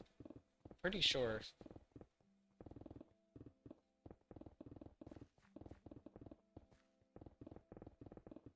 I'm actually not too sure though. I could be so totally wrong on that. I think my calculations are entirely off. How many days are there actually? Wait, how? So it's a day is 20 minutes. Isn't it like 20,000 or something? It's some ridiculous number. 20 minutes. So it's 20 minutes. I don't know where I'm getting these calculations from, but give me a sec. I need to do it in my. I need it. 20 minutes times 3. So there's 3 days every hour. 3 times, and then 24. Is there really 72 days in an actual day? Okay, get another calculator out real fast. So, just 365 days. Well, let's just do it.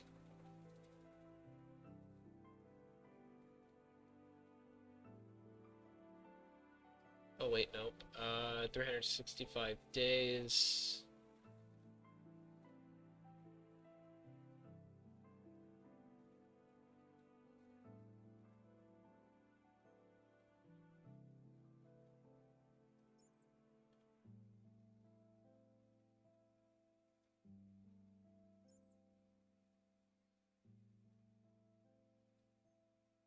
What's it, like 125 days? 25, oop. 25 times.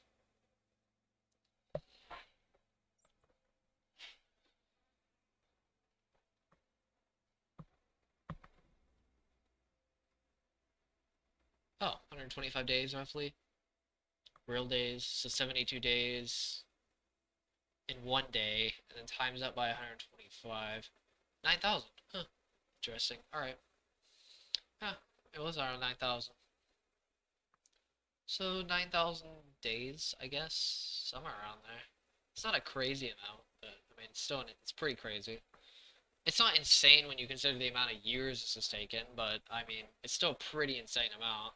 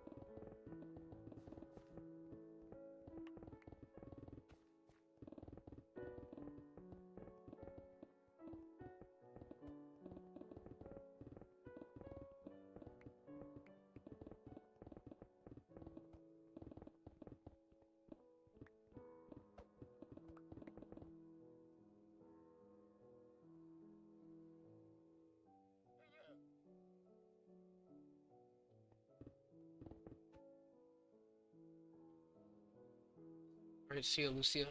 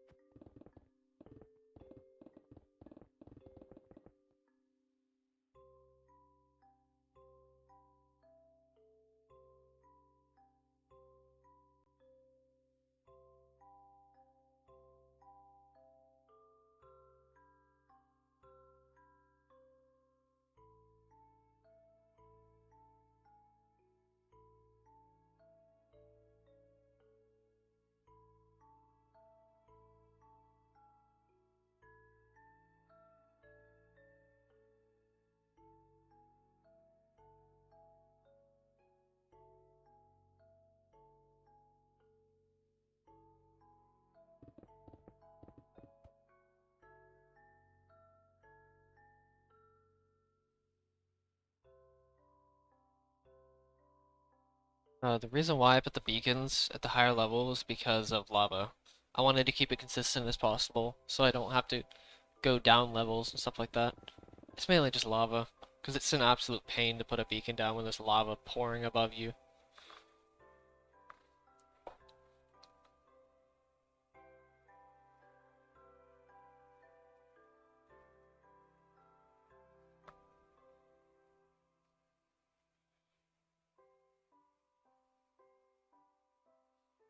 Trust me, it's basically impossible to place a beacon when there's lava coming down on your face.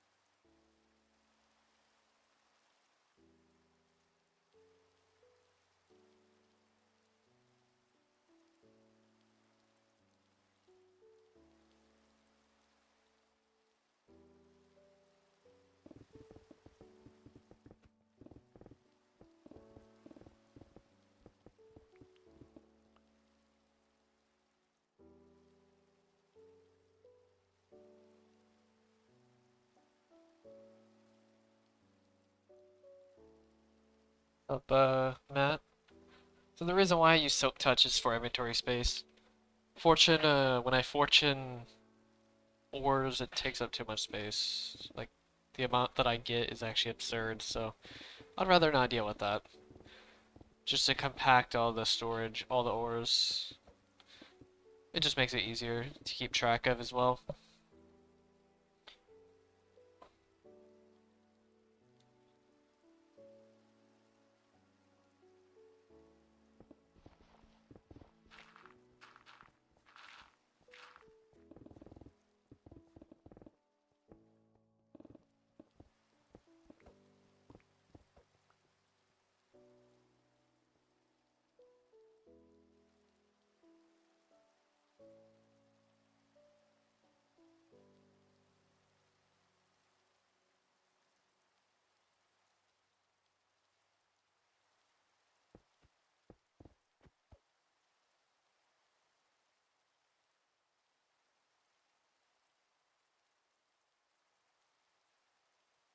I'm 21.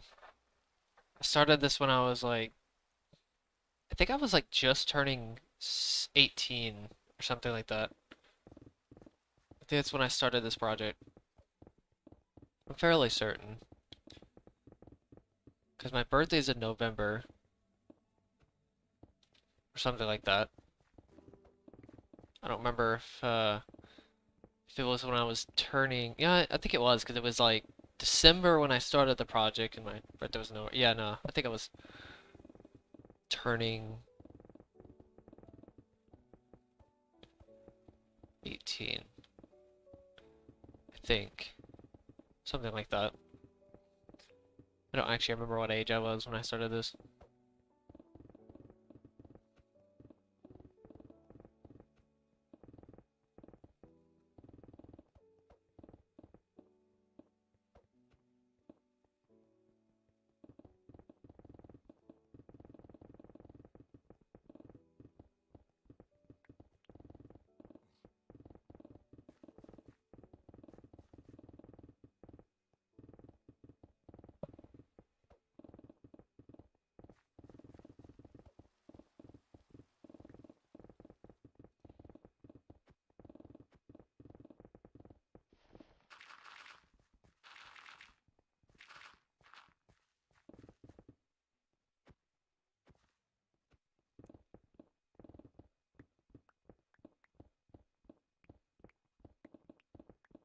And I still have to do I'm still doing the nether in the end as well, so that's gonna be fun. It shouldn't take nearly as long though, hopefully.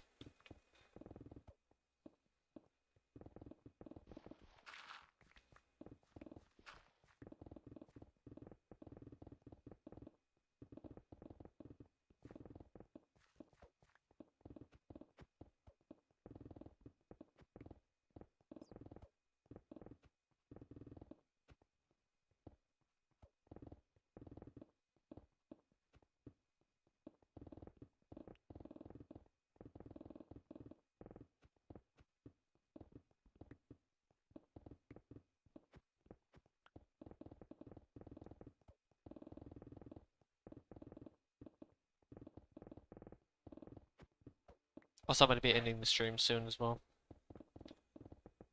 After this layer. I only have 2 layers after this, which is pretty sick. I think I may even finish the next 2 layers. I may finish this section tomorrow. Tomorrow may be the final part of this section, or the final part of this part. And then I'll have one more section and I'm done. Or one part of a section, I guess you could say.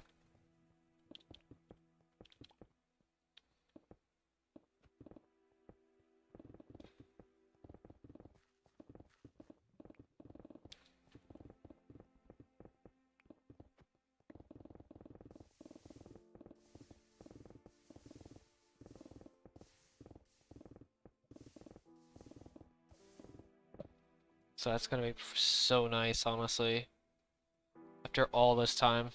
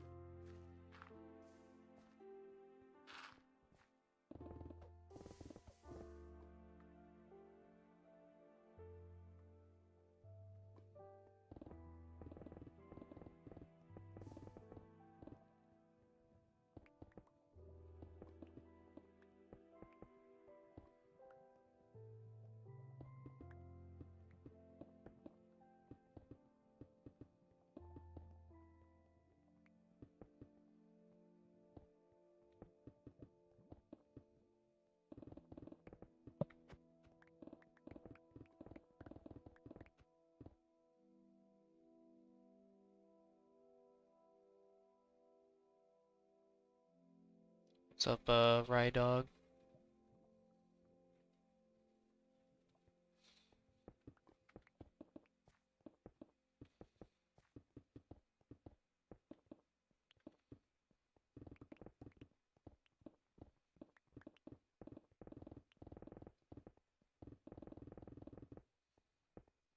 Also, thank you as well.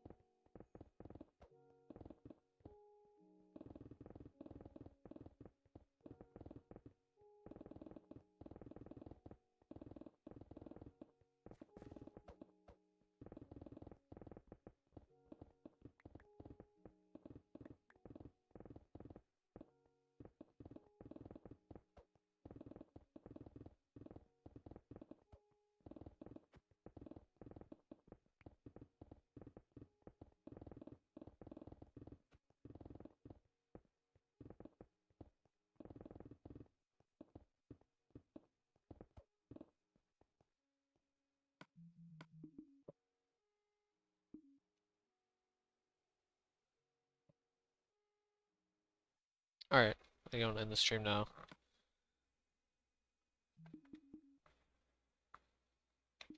And then I will finish, I hope to finish this section tomorrow, because I only have 2 layers left. Then I have 1 section after that. And then I'm done. Finally. And the next section's not even that long. I'm actually finally done. This insane 3,000 hour project will finally be done. Or somewhere around 3,000 hours. It's probably over that, to be honest, but... Honestly, I have no idea. Anytime tomorrow. Maybe like 12 hours, no, 14 hours from now? 10, 12 to 14 hours from now.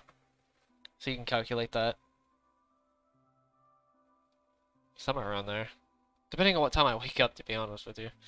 It really depends. But 12 to 14 hours. But yeah. I'll see you guys later.